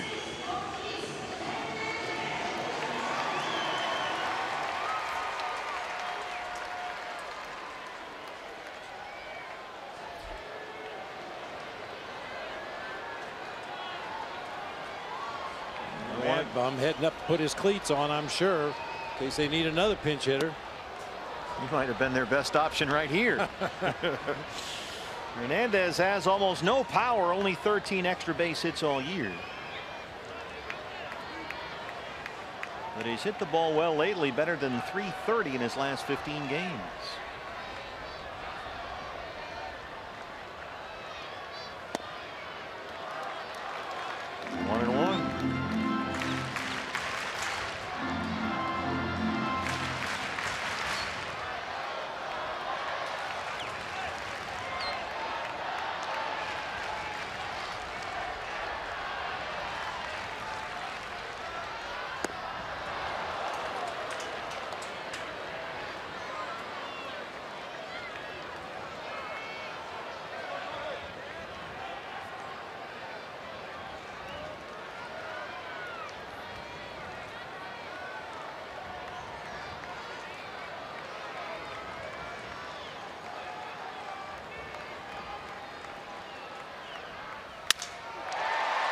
Marte is there at shortstop, and we head to the 10th in San Francisco, tied at 4.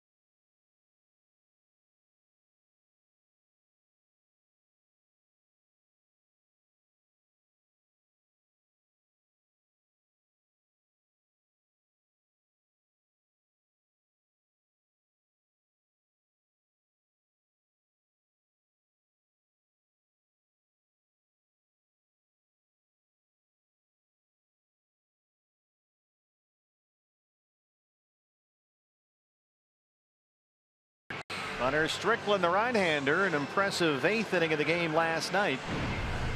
Got 3 outs on 15 pitches, including strikeouts of Chris Iannetta and A.J. Pollock. He's on for the 46th time this year.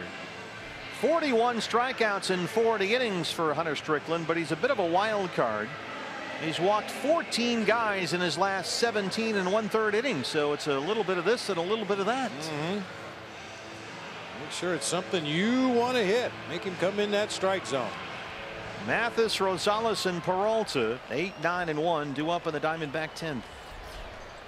Jeff singled and scored in the 6th inning. He's 1 for 4.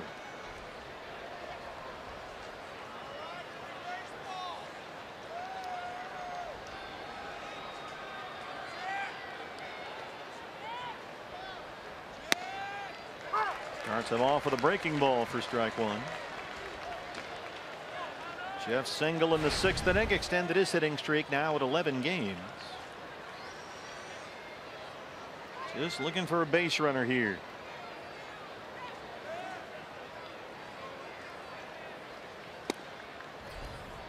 Fastball missed, and it's 1-1.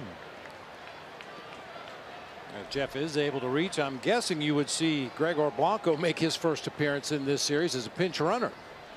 Still have Chris Iannetta available off the bench to go behind the plate.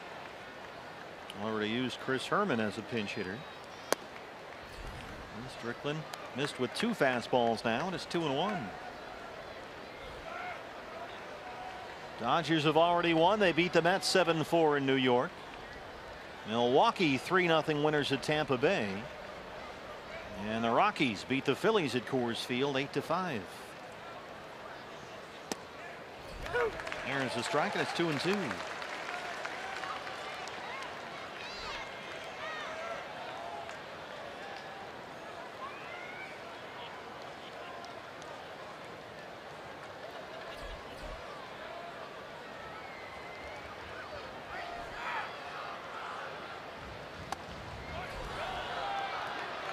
Able to check on that fastball up. Full count, 3-2. Rosales on deck.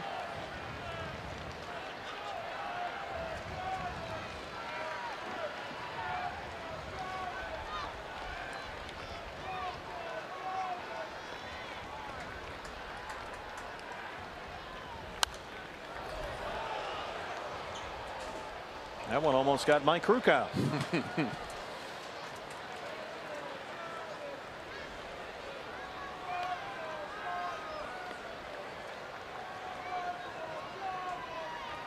Blanco with helmet on, ready to go.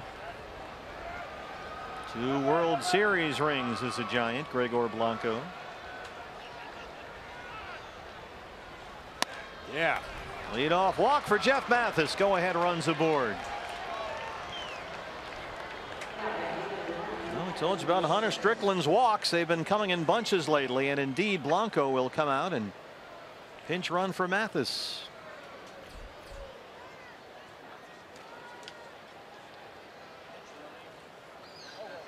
Good at bat by Jeff Mathis to start this inning. D-backs is looking for a base runner. Well, they've got a good one down there as the go-ahead run. Archie Bradley will mosey on down to the bullpen. Get warmed up again. Looks like Archie is going to be the closer tonight.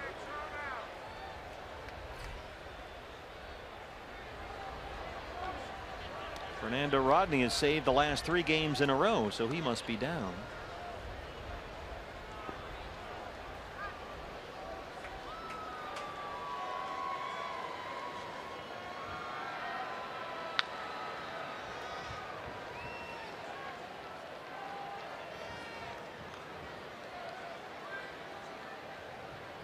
Blanco takes off. Oh, Rosales fouled it off.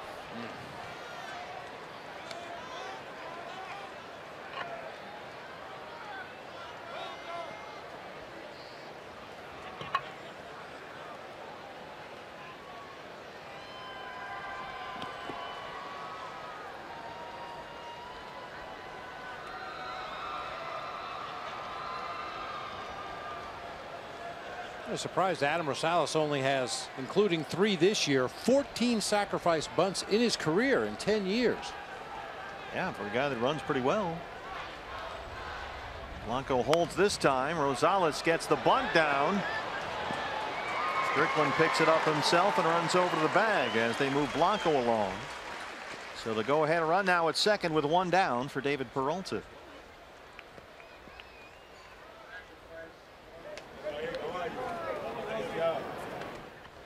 David's had a good night. 2 singles and a double.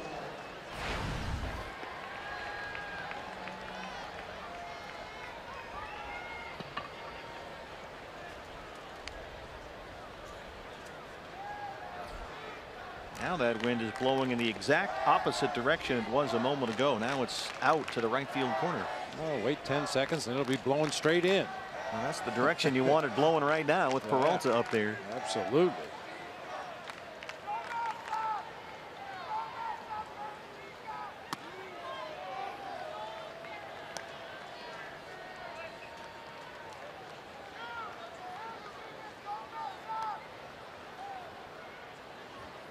Giants outfield, although they have 2 outfield assists in this game tonight, does not throw especially well. They only have 8 outfield assists all year coming into tonight. That's the worst in the majors.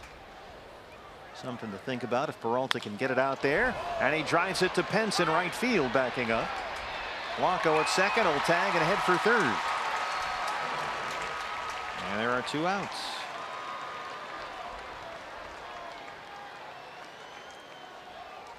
Well, the Diamondbacks, who left the bases loaded with 2 down in the 9th, have the go-ahead run 90 feet away with 2 outs in the 10th, and it's A.J. Pollock.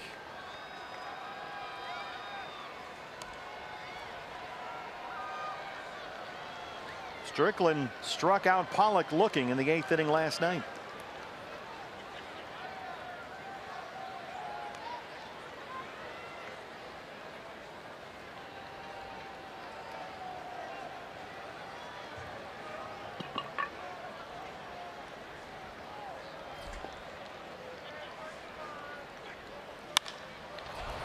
First pitch swinging, fly ball center field for Span. They strand the run at third. They go to the home half of the 10th, tied at 4.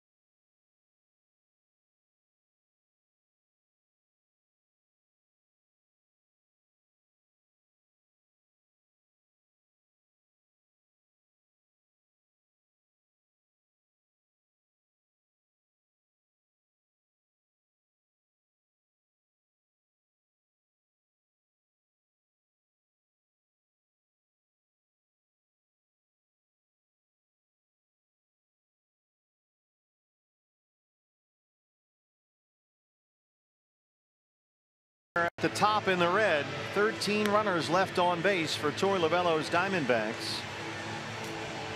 And we're in the home half of the 10th, tied at 4. TJ McFarland is back out there, new battery mate. After they pinch ran for Jeff Mathis, Chris Iannetta takes over behind home plate.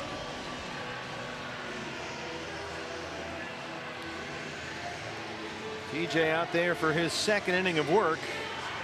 Matt Cain has started warming up in the Giant bullpen. Just in case this one goes to 11.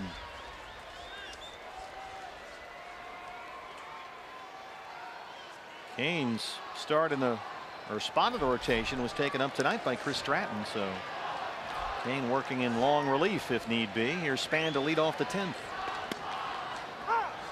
He's 0 for 4. Span slumping, 4 hits in his last 33 at bats. .270 on the year.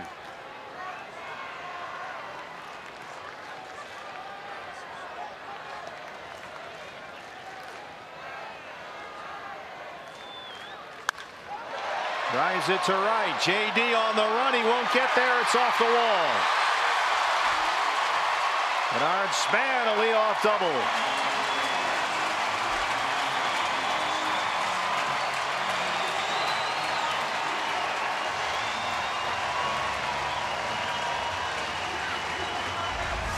Tried to go away with a fastball. Looked like it tailed right back to the inside part of the plate. You can see Chris Iannetta reaching all the way across.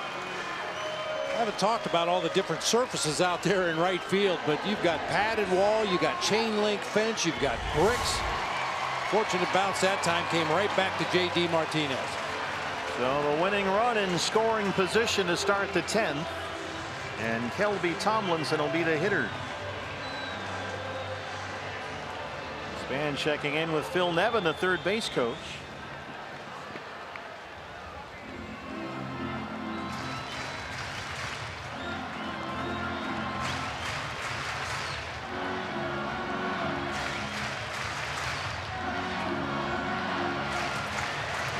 go ahead and give Tomlinson the no-pitch intentional walk and work to the left-hand hitting Crawford.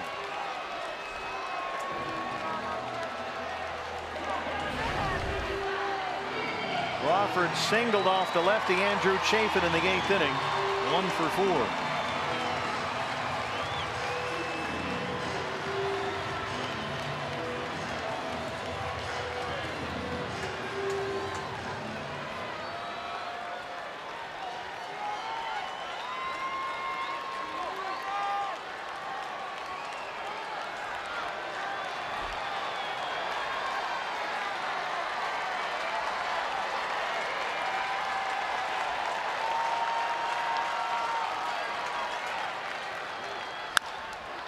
On the ground to Rosales. Marte for 1, and that strategy worked out. They got 2 quick outs. Span in at third. Exactly what Torey Lovullo was hoping for right there. Yeah, we expect a couple more intentional walks. At least one here to Buster Posey. Get the lefty on lefty matchup with Jarrett Parker.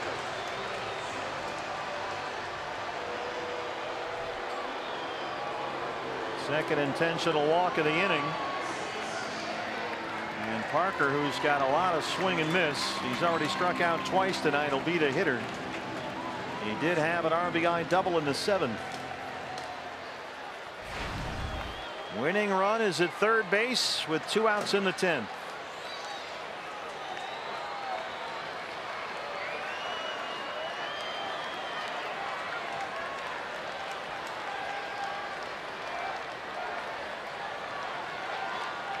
Span is the runner at third. Posey aboard at first.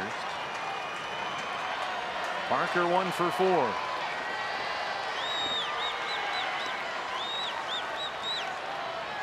Posey takes second uncontested, and there's strike 1. Well, his run means absolutely nothing at this point.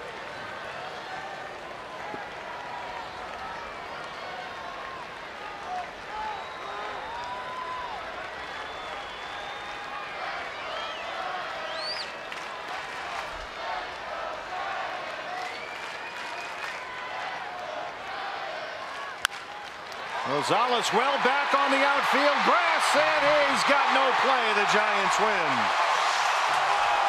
Adam Rosales was playing back deep on the grass in right field, and Parker rolls the walk-off winner.